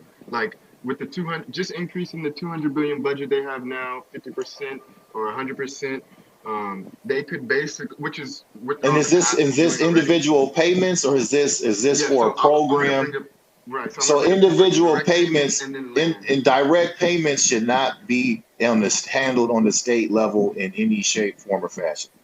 Okay, All direct payments should come from the federal government. so all I was gonna say in terms of that is if it were possible, you with that $1 trillion like price tag, they could pay it off in 5 years over like, or probably be like Well, closer they to shouldn't ten base it years. off of Darity's number because Darity ain't done no state economics to talk about what a state could do to do some type of reparatory act in regards to Yeah, I'm reparations is just done. They breaking would need down to his do a federal. Yeah, I'm yeah. breaking down That's his only for federal. the federal. So when you but this is the problem. When you take a federal analysis and try to appropriate it to the state level, it loses its whole undergirding. It loses its foundation. So now it has no real merit. You'd have to have another study produced to support that funding and Yes, support that project. I agree with you in that respect. All I'm saying is like that would probably be the limit. The dirty number would probably be the limit of the state. So for example, the $1 trillion over 5 to 10 years being paid out with the 50 to 100% increase in budget, and then with the land, you could do 20 million acres in California, for example, for the 10 acres each for the 2 million people there I that are don't think freedmen. you can do. I don't. After I don't think you can do it like that because, again, each state has a specific bill, if you will, and the federal claim the 40 acres and a mule, or the use of a mule and $100, etc., that's a separate claim. But when you're doing it from the state and looking at the specific events like Wilmington, and all these other specific events, you're going to end up with a tally that's so much higher, that it's going to dwarf that 450,000 number, in my opinion. Well, I know it's true that it's going to dwarf that number. So it is a totally different construct at the state level. We probably do in fact, and we do in fact need to study that, because the atrocities are so widespread. The tally, the bill, from that perspective, I can, you can just only imagine how exorbitant that's going to be. And when I was saying in terms of the federal government can give the money, my thought process is that we basically create or calculate a tab for every state, every ancestral state where we were and what happened there. And let's say that we are in 11 states now. Let's say it was 5 trillion in each of those 11 states, $55 trillion. Now, then, let's find out what that number, put that number is. And what I was saying, let's say if one state, Tennessee, was 5 trillion, it just came to that number. And let's say they had a budget of a trillion, and the rest would have to come from the federal government, or maybe they would do bonds. Mine is very abstract in nature, but that's what I was saying in terms of how a state has a tragedy or a natural disaster like FEMA, and so they then have to rely on the federal government for funding to cover their shortfalls. So that's what I was thinking, but very abstract. Indeed. So let's move on to Sister Charm, who has her hand raised again. And after that, we're going to give a recap and we're going to close out. Peace, peace, everybody. So glad to have come back and see y'all still on the build. Um, I just, one of the things that I love about even the language of atonement is that it gets us to this place again of a holistic reparations platform. And in that way, you can actually tap into funds that are related to on the state and local level, of mental health care, emotional health care. These are things that are sustainable. Not only, and I know the brother Logic talked about housing and equity, but I think that what I think is also important to name is that there is a commission, and the brother, this is I want to say Eric Carasetti out of Los Angeles, right? Formed this More Mayors Commission. It's a reparations pilot commission, and so Tashara Jones, the mayor of St. Louis, is on there. The mayor of Denver is on the commission. So there are about a dozen of mayors who have jumped on board of this More Mayors Commission to think about how can they start to roll out on the local level things like child care tax credits, universal income, transportation stipends, educational stipends. So when I hear Logic talking, what he's talking about grants and subsidies, and these are the things that, again, when we think about the function of government at the local and state levels, these are the things they are already doing. So it does not take a great deal of inventiveness or creativity, but it takes the initiative to say, okay, well, we already have our hand in how funds are allocated for things like healthcare, housing, school, transportation, childcare, et cetera, et cetera. Now we're saying, and so as acts of atonement on as the city of New Orleans, the state of Louisiana, the et cetera, et cetera. This is what this is the type of legislation or these are the types of acts that we will put in place in perpetuity, also to the tune of until we don't need it anymore. Right, to the tune, because I think that's also important too when we think about sustainability and what we're driving at. I think the brother Josh was speaking on, being imaginative, but also being demanding and preparing ourselves to say that another tenet of reparation says that until I said I don't need it no more. You don't get, your oppressor doesn't get to it's not going to get to say that this is the expiration date. And that is also the power in having it be at the federal level, because it won't depend on then what state representative or what state senator at that time is for it, or what mayor's trying to make their name for backing it, et cetera, et cetera. But at the federal level, when you start to use the language of reparations, this is the thing that you have, and written into, and it was written that it would be,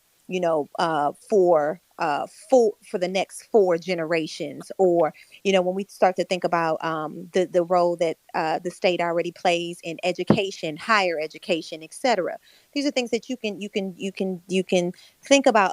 I feel like it's very, very, again, high strategy, nation, to think about the difference between atonement and reparations strategically. I love it, because you can't say, oh, well, we did it, or HR 40.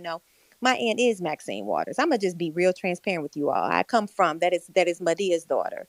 I was born in St. Louis, Missouri. This is Samella's sister, right? And so I put together this project a little bit ago, which I'll be releasing soon. But I called her and I said, listen, get Maxine on the phone. This is what I want to do. She told me flat out to my face. Well, to the phone, to my face. But she said, listen, Sharmisha, call me by my full name, Sheila Jackson Lee, this is who's doing that right now. I said, I understand that.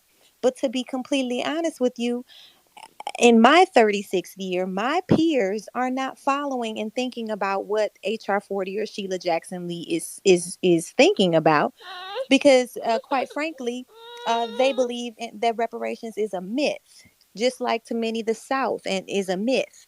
It's a mythical thing. So I think what I love about what this whole build has been this evening, and what I hope persists here, I hope you all share, I hope you all continue to come back to this space or elsewhere, because what I hear in this strategy, not only is it sound and relatable, but it also paints a picture of possibility that folks, and pragmatism, that people who are discerning about who they align themselves with can get and stand up beside, because it's not about, so much about your, again, personal identity politics, whether you consider yourself to be Afro-Indigenous, whether, what you cannot debate is what has been the intentional genocide of Black American people on this land. And so when we don't have to debate it, we don't get caught up in the weeds of that. And we can say this is what's due. I salute you, brothers, and I look forward to continue to hear from y'all. Indeed, indeed. So look, I want to give a recap of the room before we close it out, right? The name of this room is Why American Blacks Should Go Back South for Political Power. We've been touching on this strategy and building on it since Charles Blow released the book, The Devil You Know. We've interviewed Charles Blow on Be the Power. Brother Logic put those tweets up in the Jumbotron. So that means you should be able to scroll up and see the tweets. Just swipe over and you'll find it. And what happened is a certain individual, Yvette Carnell, and her hashtag cult have been attacking the strategy, right? So anything that we're a part of, they try to attack. So we start calling ourselves freedmen. They say, y'all are not the freedmen. The real freedmen are the Choctaws and the Chickasaw. So when we come back and show that if it wasn't for us as freedmen, there would be no Choctaw, Chickasaw, Seminole, Muskogee Creek freedmen. It just wouldn't be. It's because of us, they are freedmen, right? It's like, all right, we got to find something else to attack.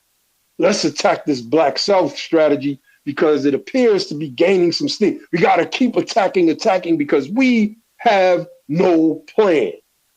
We have no plan No at all. plan. No So, plan. But that's the distraction. They Let us have not be no distracted. plan. We don't have time to yeah, be distracted. no.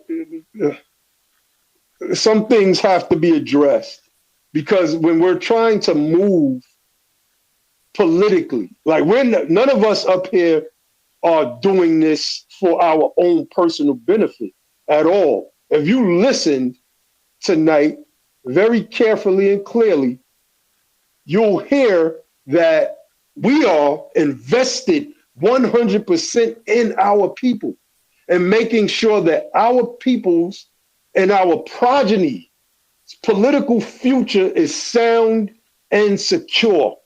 No, my bad. I think somebody muted everybody, but that's what happened. Yo, There's too yeah, many so I voices. did Go mute ahead, brother. everybody. I muted everybody, right? And so the way we do things, we love everybody and we respect everybody, but we don't do our spaces like you may see some other clubhouse rooms. We do back channel conversations. So if y'all just want to have a conversation, man, get up with us. We'll be more than willing to just converse with y'all and chop things up. But we call people up so they can speak and say what they got to say, and then we address it. But we don't do freelance conversations. That's not a personal thing. That's just an order of operations thing. That's just how we operate when we do these public things, right? So we just got to keep it like that. It's not to offend nobody or nothing like that. But when the president's speaking, let him rock out, say what he's gonna say, and then if he want to keep the space going, he'll call somebody up. They can speak to it. But I just want to let people know that it's not to offend you or nothing like that. But we just keep it like that. That's how we operate our spaces. But I did want to say one thing before we close out, Naheem. Um, One thing and the last thing on the reparations point, right? Before I have to go, we have to understand that everything we can't just look at the repair and just we have to look at it in two different ways. You got to look at the cost in financial terms, right? And the cost in real terms.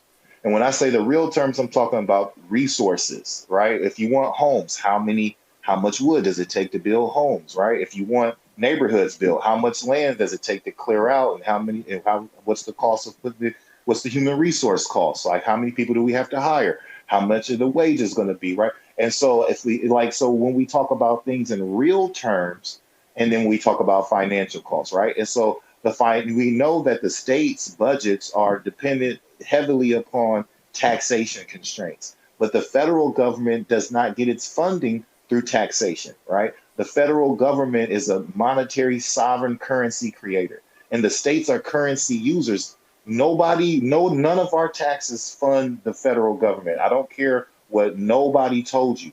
That's not how it goes. The federal government spends its money into circulation, and then they tax money out of circulation to curb inflationary pressure and for regulatory purposes.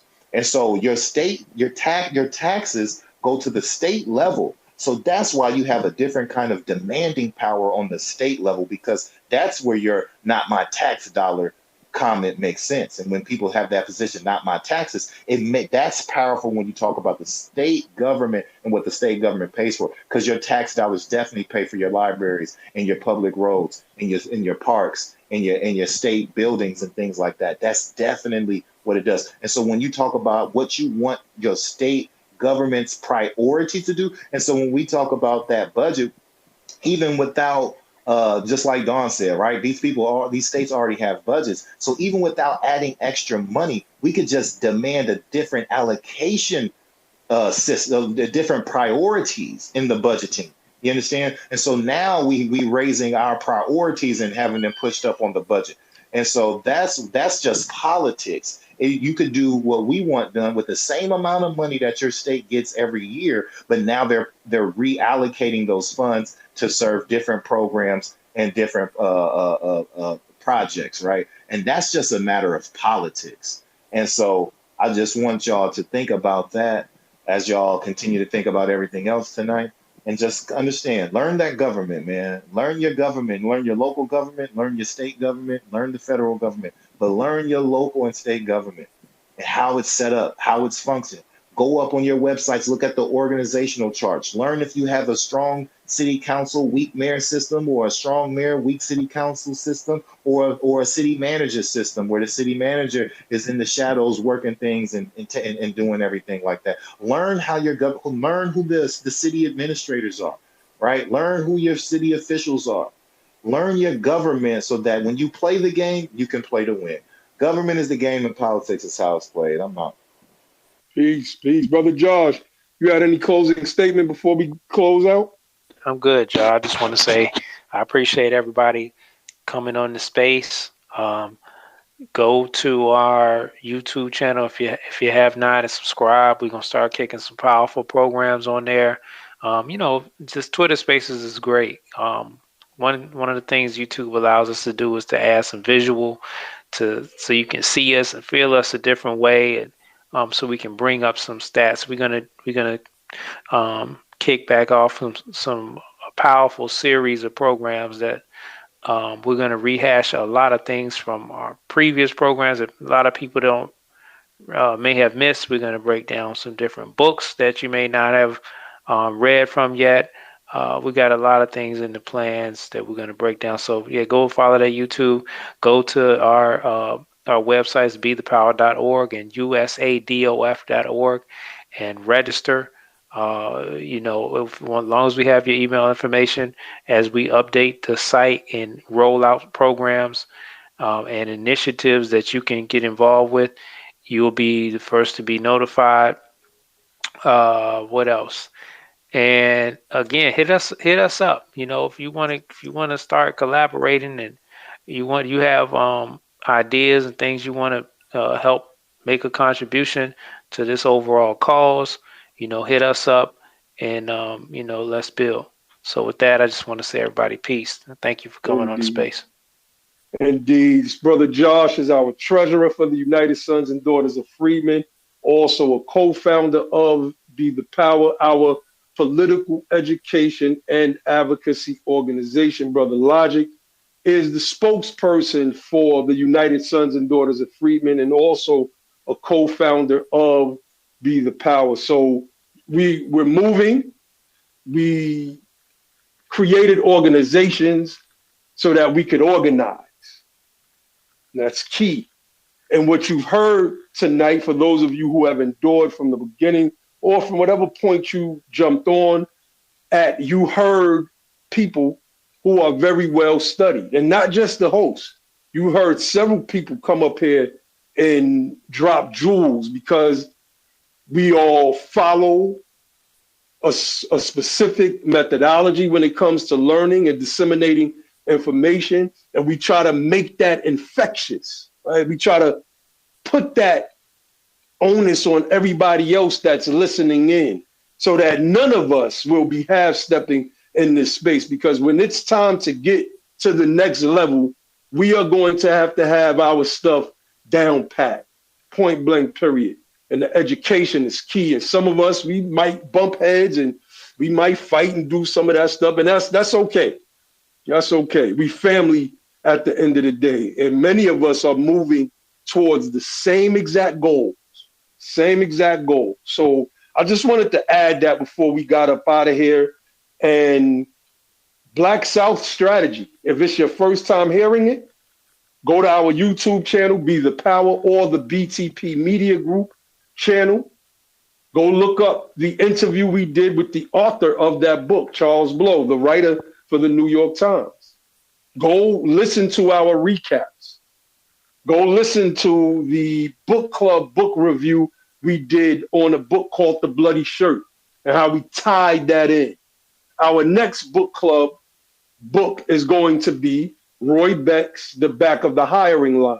We're shooting for February 15th.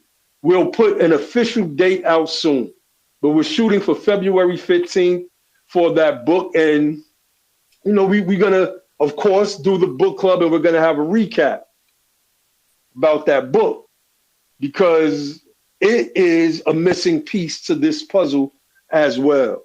So I'll leave y'all with the motto of the platform of our Be the Power platform, which is don't just fight the power, become the power. And then, and only then, will you have the power to make a change. With that, I say peace.